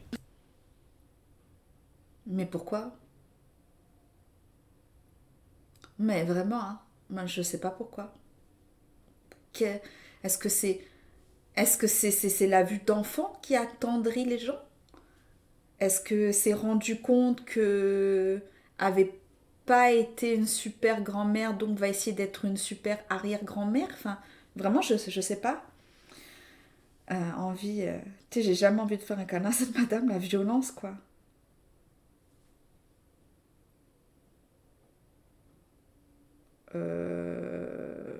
Toi, je sais pas qui tu es. On va voir ce que tu dis, parce que la directrice, j'arrive pas à voir d'où ça sort. Donc on va voir. Prochain. En plus, j'ai pas de modo là. Donc, ok, on continue. Quand j'ai commencé à grandir, ma tante a explicitement interdit à mes cousines d'être proches de moi, soi-disant parce que j'étais une racaille. D'une manière ou d'une autre, ma tante faisait tout pour pas qu'on soit proches, quitte à me dénigrer, à m'insulter. J'avais l'impression un peu de me battre contre des moulins à vent, à tout le temps essayer de créer du contact avec ma famille, et d'être tout le temps reléguée, donc ça a été un peu dur. Les filles de mon oncle et ma tante qui m'ont dit ouais en fait nos parents ils sont racistes. Et c'est ça en fait qui m'a aussi fait avoir ce déclic de me dire mais en fait depuis que je suis jeune, je suis pas folle. Ce que je ressens, c'est pas juste de la folie. Leurs enfants me le disent, c'est du racisme. Elles doivent entendre des discours que moi j'entends pas. Les Noirs et les Arabes ne foutent rien, c'est des feignants. Attendez, je vais juste remettre un petit coup, parce que du coup je sais. La personne qui a écrit le truc trop bizarre là, je n'ai pas compris d'où ça sortait. Hop, je vais juste remettre. Et j'avais l'impression un peu de me battre contre des moulins à vent, à tout le temps essayer de créer du contact avec ma famille, et d'être tout le temps reléguée, donc ça a été un peu dur. Les filles de mon oncle et ma tante qui m'ont dit ouais en fait nos parents ils sont racistes. Et c'est ça en fait qui m'a aussi fait avoir ce déclic de me dire mais en fait depuis que je suis jeune, je suis pas folle. Ce que je ressens, c'est pas juste de la folie. Leurs enfants me le disent. Oui, alors bon, on revient pas sur le terme de folle et folie, parce qu'on n'a pas ici envie d'aborder le terme de la psychophobie et du validisme. C'est discrimination envers les personnes ayant des troubles ou des maladies. Mais ouais, ici, quand elle emploie le terme, c'est pour parler d'inconfort et d'intuition. Et ouais, c'est difficile de mettre des mots dessus, hein. Moi aussi, j'ai eu énormément de mal à mettre des mots sur ce que... Pourquoi ça prend tant de temps de dire le mot racisme? Bah ouais, parce que toi aussi t'as pris du temps. Bah ouais, mais je pense que déjà on sait pas c'est quoi. Je pense que beaucoup de gens ne savent pas ce qu'est le racisme. Et le racisme, on l'entend vraiment comme ce qui est un racisme qui est explicite, comme l'extrême droite. Et on n'arrive pas à comprendre en fait que le racisme c'est plus subtil. Il y a des choses qui sont dites et faites qui en fait sont plus subtiles ou moins décomplexées ou qui en fait sont ancrées dans la culture et dans notre vocabulaire et qu'on ne s'en rend pas compte. Et ouais, donc je pense que ça, en plus c'est dur parce que t'as pas envie que ta famille ce soit ça, tu vois. T'as pas envie que ta famille ce soit une famille raciste. Parce que c'est aussi, je pense qu'il y a une sorte de barrière cognitive parce que sinon ça veut dire que toi aussi t'as assimilé tout ça, cette éducation raciste, donc c'est chaud. C'est du racisme. Elles doivent entendre des discours que moi j'entends pas. Les Noirs et les Arabes ne foutent rien, c'est des feignants. Nous on les voit, les nouvelles générations. Je pense à chaque fois que... Ouais, c'est chaud quand c'est la famille aussi. Déjà, juste voir des différences entre les enfants, c'est dur. Quand en plus il y a du racisme, hein, c'est encore pire. Ouais, parce que là, on est à l'échelle systémique, etc. Ah, la vie de ma mère, coucou! Bonsoir, pardon, je suis en retard, je t'ai occupée, mais je veux absolument pas rater ton live. Bon, moi, je peux profiter de passer un moment, je regarderai la suite plus tard. Mais ouais, félicitations pour ton combien. Merci, la vie de ma mère! Big up, tout ça, bisous. Je vois mes parents, et puis même si ça me blesse pas déjà personnellement et que ça va pas s'attaquer au fait que moi-même je sois racisé, en fait ça va être des mots racistes à l'égard des fois d'autres communautés qui vont me crisper, notamment déjà de ma mère parce qu'elle est pas du tout déconstruite et qu'elle va tenir des discours discriminants style les Roms ceci, les Asiatiques cela, les Arabes comme ci, et qui me renvoie moi-même à...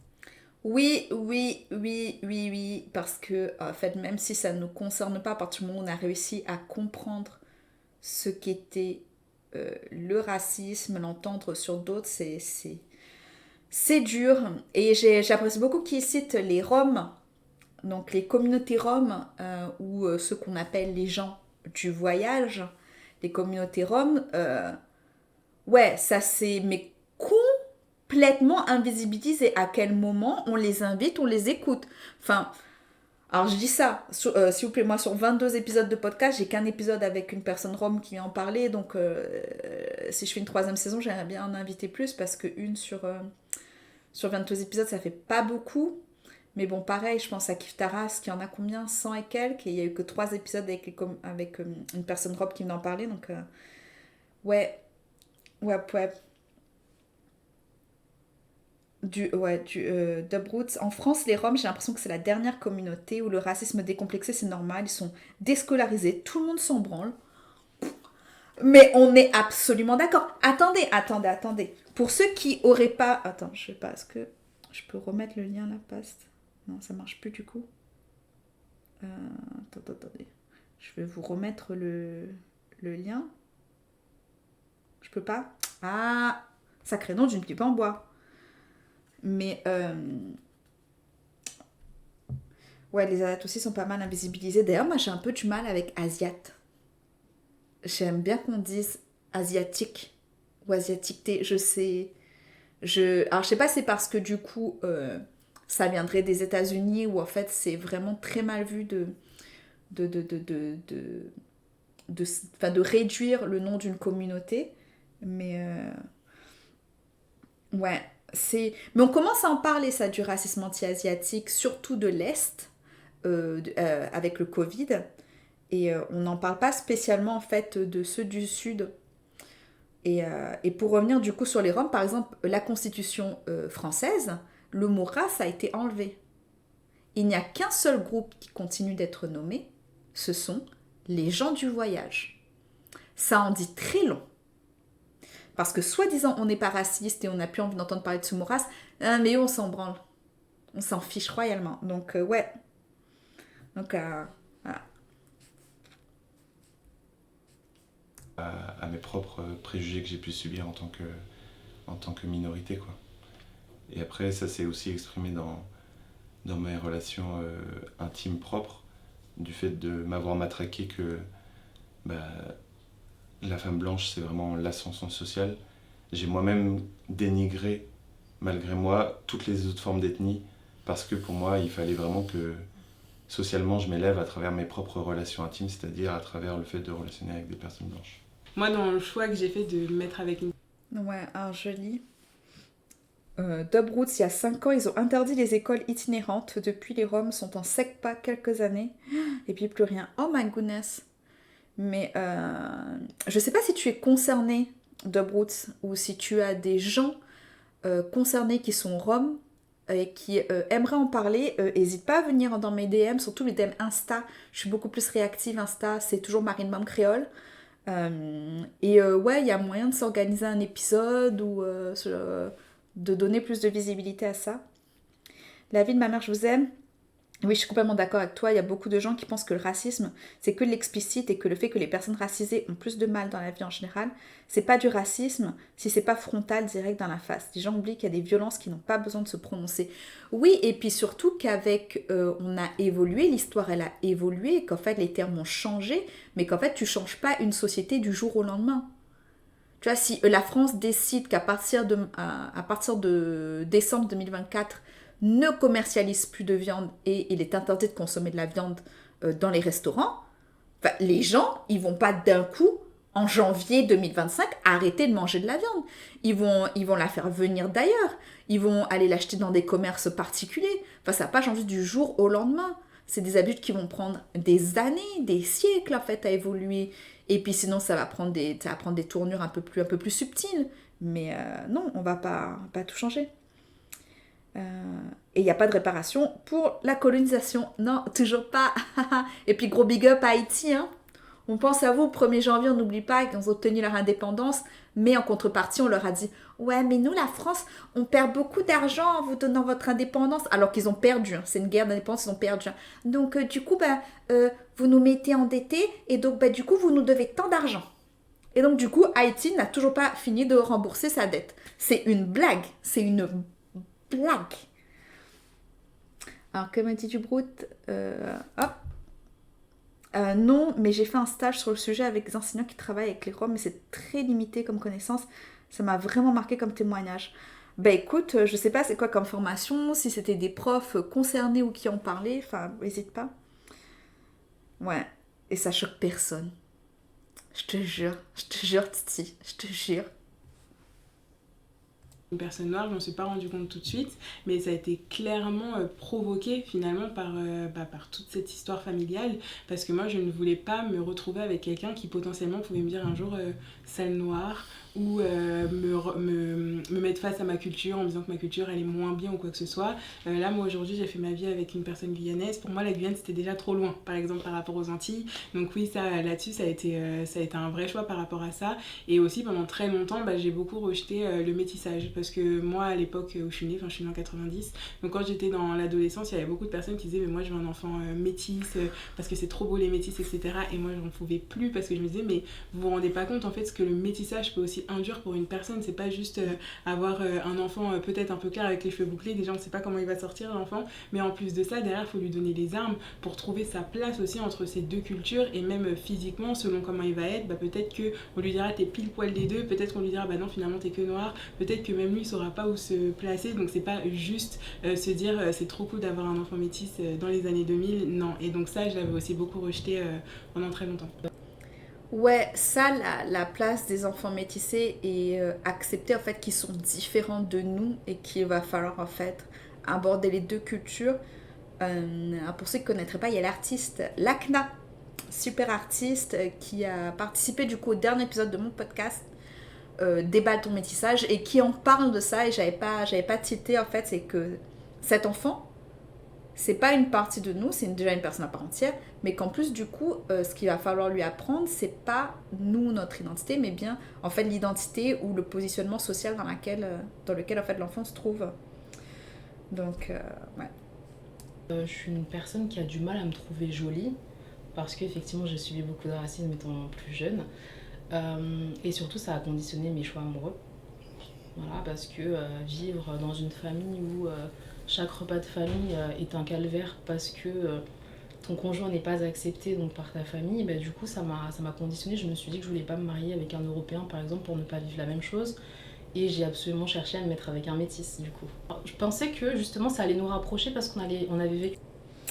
Ouais, je veux trop un enfant métis, c'est trop cool. Hein. Oh my god, la fétichisation. Mais ouais, mais en plus, il y a quelque chose de déshumanisant parce qu'en fait, tu n'es pas considéré comme un enfant, tu es considéré comme un ou une métisse.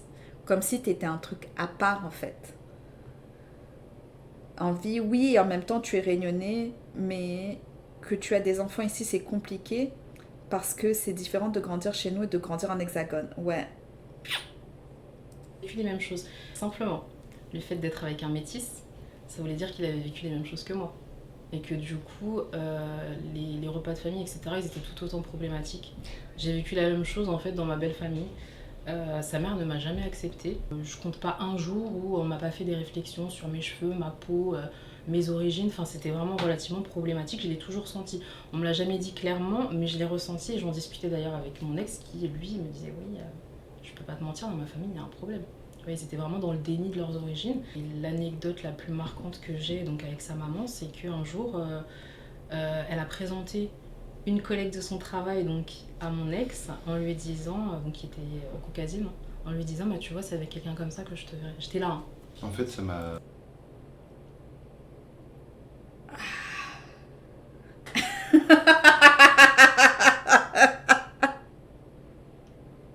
Et ça c'est subtil, hein.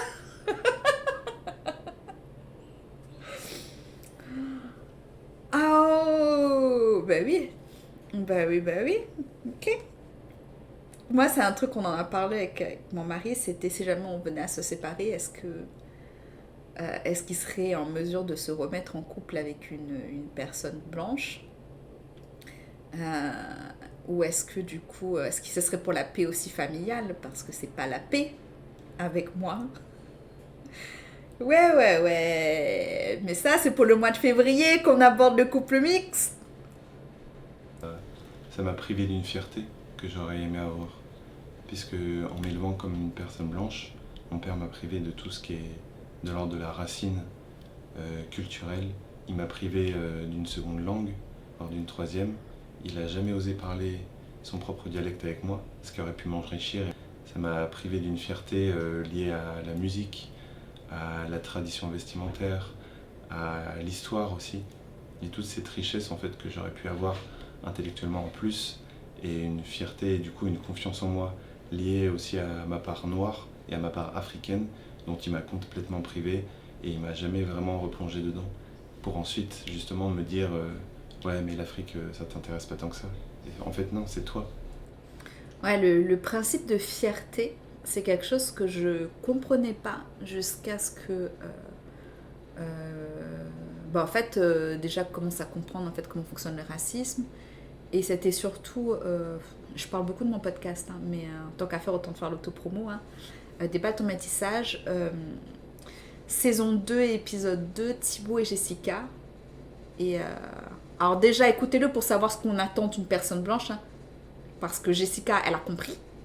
Et Thibaut, en fait, explique vraiment, en fait, la fierté. La fierté, à quel point c'est important. Et puis connaître et avoir un partenaire aussi qui soutient à fond. Et c'est vrai que moi, je suis encore en quête de ça, comment mettre en place en fait cette fierté réunionnaise. Ouais, ma créolité en avant, je cherche encore.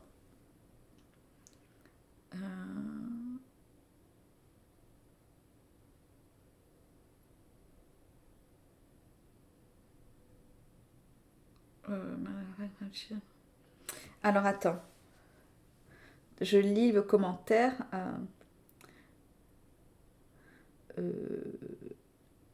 Ok, Milan Nazas nous quitte la Réunion avec le clan de l'armée, ok. Et moi, explique un peu, j'ai mal à comprendre. Alors, c'est Dubroots qui demande à Thibaut Tranquille, il y a moyen que tu expliques un peu, j'ai du mal à comprendre ce que tu entends par fétichisation.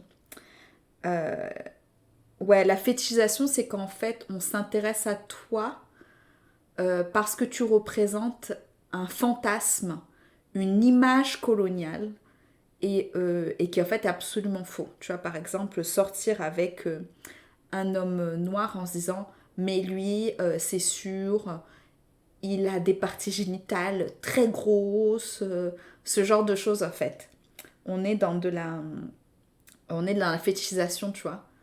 Et ouais, les filles métisses, c'est censé être les plus jolies, les plus sexuelles, les plus... Donc, fétichisation, voici, voilà. Et puis pareil, on parle aussi de la fétichisation d'enfants métis parce qu'en fait, on est dans un imaginaire disant que ces enfants, ils vont mettre fin au racisme dans le monde, c'est les plus beaux, voilà, on est sur un truc pas... Voilà, pas cool du tout. Alors, lorsque tu corresponds au cliché sur les métis, peau claire, trait de visage, accent créole, certaines femmes veulent que coquet. Faut que j'ai une case dans le cahier. Alors, merci à Envie pour la traduction de coquet. Ouais. Donc, voilà. Qui m'a désintéressé inconsciemment de tout ça. L'impact que ça a eu sur moi, en tout cas au niveau de mon apparence et de la façon dont j'avais envie de paraître aux yeux des gens, je sais que petite, j'ai très vite eu conscience que j'étais pas comme mes parents. Pourquoi ? Parce que y avait une anecdote au jardin d'enfants, c'est celle qui m'a le plus marquée. J'étais en train de jouer et il y a une famille qui est venue et qui m'a dit où est ta maman ? Donc j'ai montré ma maman qui était au loin et on m'a dit c'est pas ta mère, arrête de mentir. Donc j'étais obligée d'aller chercher ma mère pour leur dire voilà, maman, dis-leur que t'es ma maman. Enfin, donc j'ai su déjà très jeune que je ne ressens. Alors ça, c'est pas ta maman parce que soi-disant tu te ressembles pas. Ça, c'est une phobie que j'ai. Parce qu'aux États-Unis, il y a déjà eu des cas où on a appelé la police parce qu'en fait, l'enfant, notamment sa couleur de peau, ne correspondait pas aux parents avec lesquels il était. Et on va pas se mentir que moi, c'est un truc qui me fait très très peur. Je pense pas que la police use de violence contre moi parce que je corresponds à des critères de beauté qui font que, et puis je suis encore une fois sur le spectre du colorisme qu'on aime. Mais c'est... ouais, moi j'ai très très peur. Par exemple, quand on prend l'avion à l'international avec mon enfant, j'ai avec moi son certificat de naissance. Parce qu'en fait, j'ai vraiment... c'est vraiment un truc... Qu'est-ce qui se passe si on m'enlève mon enfant ? En plus, pour l'instant, on n'a pas encore les mêmes nationalités, parce que j'ai pas encore fait les papiers français de mon enfant. Et mon enfant, du coup, est sur un passeport américain, moi, je suis sur un passeport français. Donc, même si on a le même nom de famille dessus, on ne se ressemble pas. Moi, j'ai un enfant qui est blanc, blond, aux yeux bleus, les gens. Moi, j'ai des questions à poser à ma grand-mère. Donc, ouais... très très flippant et puis pas cool et puis là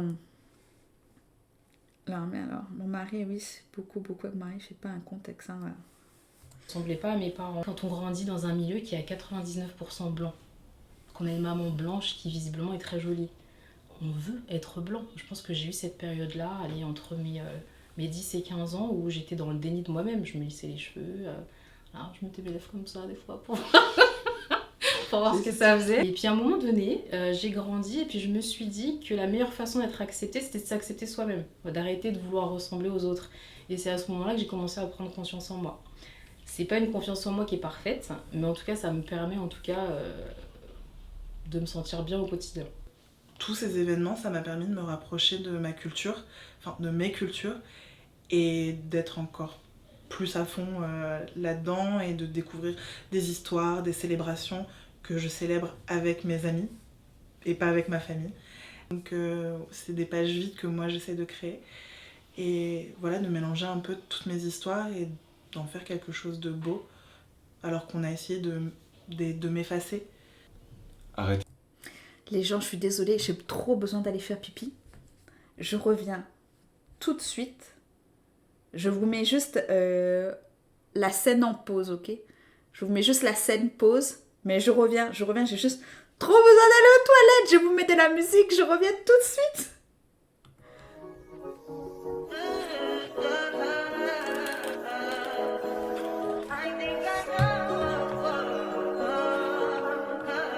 I touch that 5 for you. I do that 3 more times again. I testify for you. I told I like you, that bitch. I do it all, and I'm around. You're scared to do it. I'm not.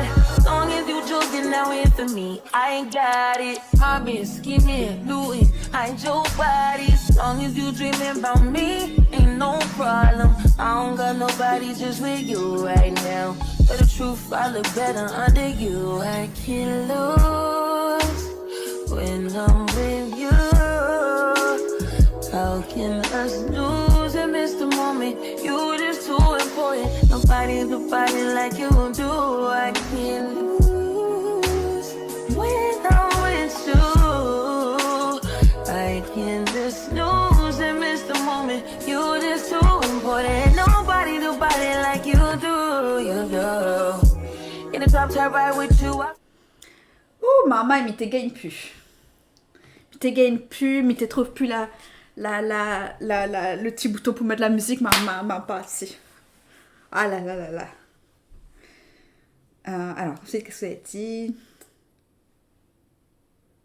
Il y a beaucoup de boucs qui en jouent et qui surjouent les stéréotypes pour séduire.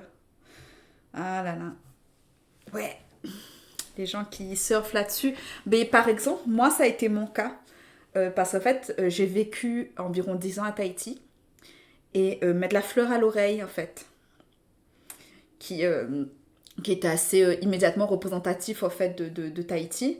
Et du coup, je pouvais jouir de tous les clichés stéréotypes qu'avait Tahiti. Parce que la Réunion... Parce que Réunionnais, ils oublient, là.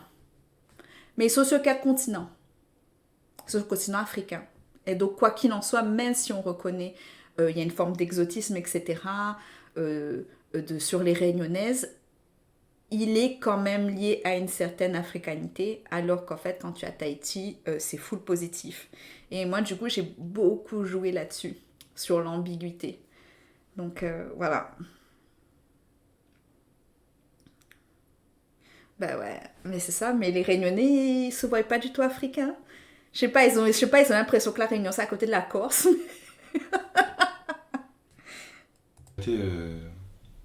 D'anticiper le fait que vos enfants vont être victimes de discrimination. Informez-les plutôt de moi j'ai connu ça et peut-être que toi tu seras amené aussi à ça, mais donnez-leur justement les clés pour déjà se prémunir face à ces discriminations et les rendre en fait fiers. Parce qu'un enfant, quand il est fier, il n'a pas peur de défendre ses intérêts auprès des autres camarades, auprès du corps enseignant. Mais dès qu'ils sentent que, en fait c'est des éponges les enfants, dès qu'ils sentent qu'il y a une forme de honte, de tabou, de non-dit, ils vont l'intérioriser malgré eux et eux-mêmes vont commencer à mettre des mécanismes de défense par rapport à ses propres non-dits en fait. Et ça va ressortir des années plus tard dans leurs relations amicales, sociales, amoureuses, professionnelles. Je pense qu'à un moment donné, il faut se dire que sa famille, on ne la choisit pas. Ça a été très difficile pour moi, vraiment. On ne choisit pas sa famille et on passe notre temps à nous dire qu'il faut... Moi, je suis moyennement d'accord avec ça. Je pense qu'effectivement, sa famille biologique, on ne la choisit pas. Mais si on peut, parce qu'il y a des gens qui ne peuvent pas, qui ne peuvent absolument pas couper les ponts parce que ils sont financièrement dépendants, parce que, je sais pas, pour une certaine raison, ils sont sur la sécurité, la mutuelle de leurs parents ou autre. Mais moi, je pense qu'on peut choisir... les membres avec lesquels on a envie de faire famille, avec lesquels on a envie de faire groupe et faire famille. Mais malheureusement, effectivement, sa famille biologique, on ne la choisit pas. On ne la choisit pas et donc, soit vous décidez de mettre de l'eau dans votre vin et de vivre avec, soit...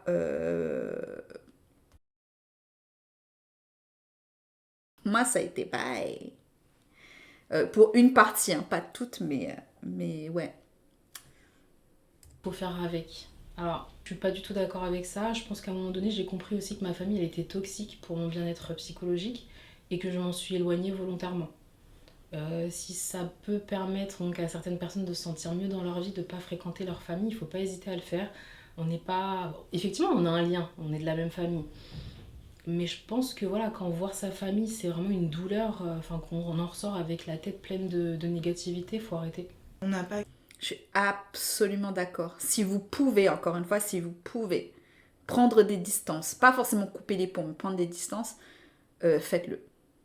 Et si vous pouvez pas, on est vraiment désolé, on est de tout cœur, on espère que vous avez des proches, des gens avec qui Ensuite, vous pouvez déverser toute la tristesse ou la colère que vous avez eue suite à cette rencontre. Ouais. Thibaut qui dit qu'il est famille, qu'il n'est pas famille, si vous voulez racisme, il barre à moi. Mais ouais, mais parce que peut-être tu es aussi à un âge financièrement indépendant, tu n'as pas de handicap ou autre et tu peux te permettre. Il y a des gens qui ne peuvent pas. Je pense surtout aux personnes qui sont mineures ou aux personnes qui, je sais pas, qui ont perdu leur emploi et sont obligées de retourner chez leurs parents. Mais en fait, tu peux pas en fait. Donc aussi, être aussi bienveillant avec ces personnes-là. Et il y a aussi peut-être des gens aussi qui ont énormément d'espoir et qui pensent qu'en fait les choses peuvent encore changer. Et c'est pas à nous de briser en fait leur espoir, donc de tout cœur avec eux.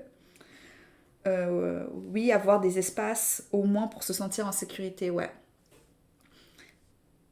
Puis de ma mère, oui, ça c'est horrible quand tu as envie de couper les ponts et prendre distance avec une famille qui est toxique, mais que tu peux pas. Ouais, force à elle en tout cas. Exactement. Culpabiliser, se faire passer en premier. Surtout quand on est enfant d'immigrés et qu'on vit en France, on est à l'intersection de plein d'oppressions. Et en fait, si même au sein de notre foyer c'est toxique, on a le droit de partir. On a le droit de claquer la porte. On a le droit d'être en colère. On a le droit de s'énerver. On a le droit de pleurer. Ouais, de couper ces cycles toxiques. Créez-vous votre famille de cœur. Faites des choses qui vous font du bien. Et gardez des liens uniquement avec des gens qui vous font du bien.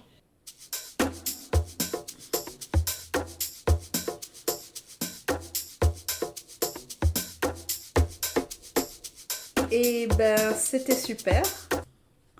On envoie du cœur, de la force, bien entendu, à toute l'équipe de B-Side, aux personnes qui ont participé à ce témoignage. Et ouais, alors Duprout nous disait, j'ai pas réussi, mais dans l'idée, tu as sûrement raison, ouais. Si on peut, et encore une fois, aucune injonction, les gens font ce qu'ils peuvent, ce qu'ils veulent, vous pouvez vous rattacher à ce que vous voulez qui vous fasse du bien. Alors, qu'est-ce que vous en avez pensé de cette série d'interviews, de cette vidéo de Bissa et ensuite de ce premier live? Donc du coup, c'est ça qu'on appelle un react. C'est quand on va regarder des vidéos ensemble et on va parler un peu de ce qui se passe, de ce qu'on voit, de ce qu'on entend. Hop. Est-ce que... Ah, à cause d'un peu la musique. On va mettre un petit peu la musique. Mais... Par contre, c'est trop fort. On va réduire juste la musique. C'est bon, la musique est pas trop forte. I touch that spine for you. I do that 3 times again. I testify for you. I told that like you that bitch like Je vais réduire. Vous me dites si la musique est trop forte. La musique est trop forte, ok. Alors, où est-ce qu'on la règle? Est-ce que là, c'est bon ou c'est toujours trop fort?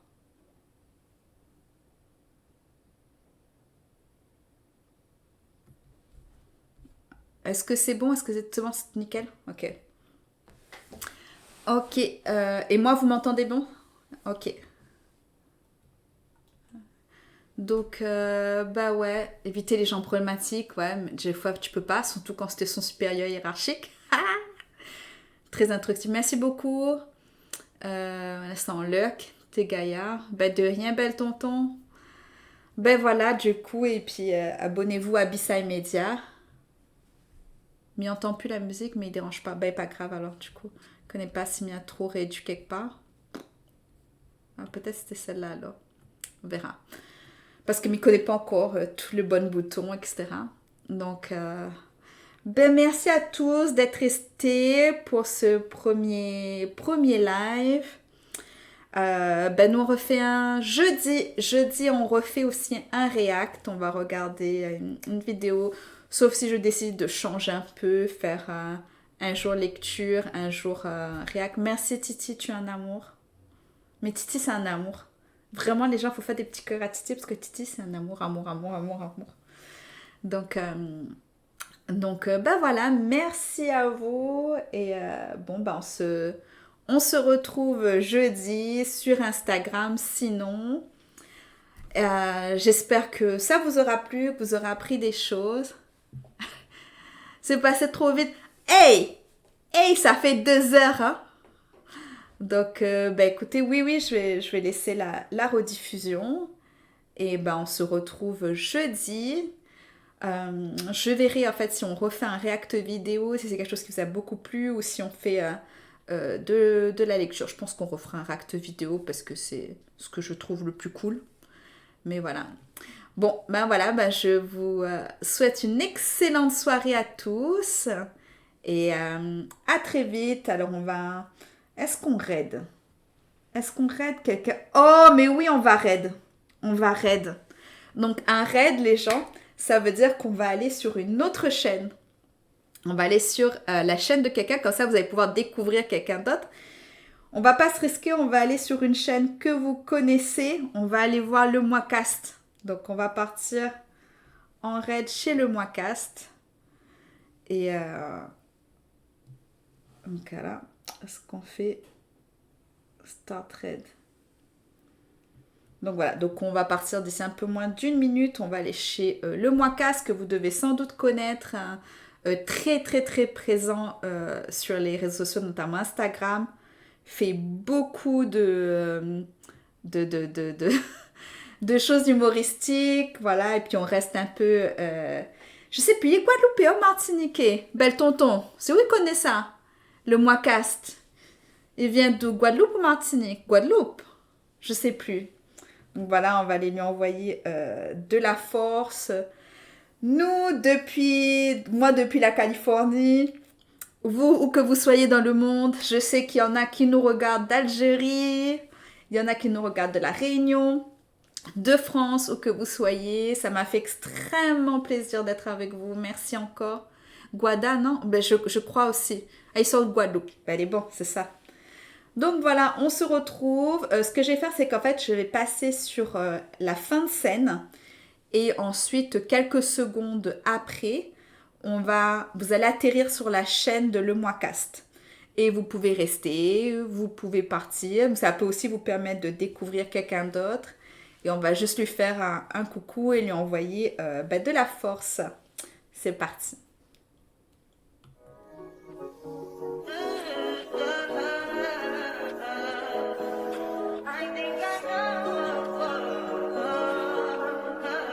I touch that fire for you. I do that 3-4 times again. I testify.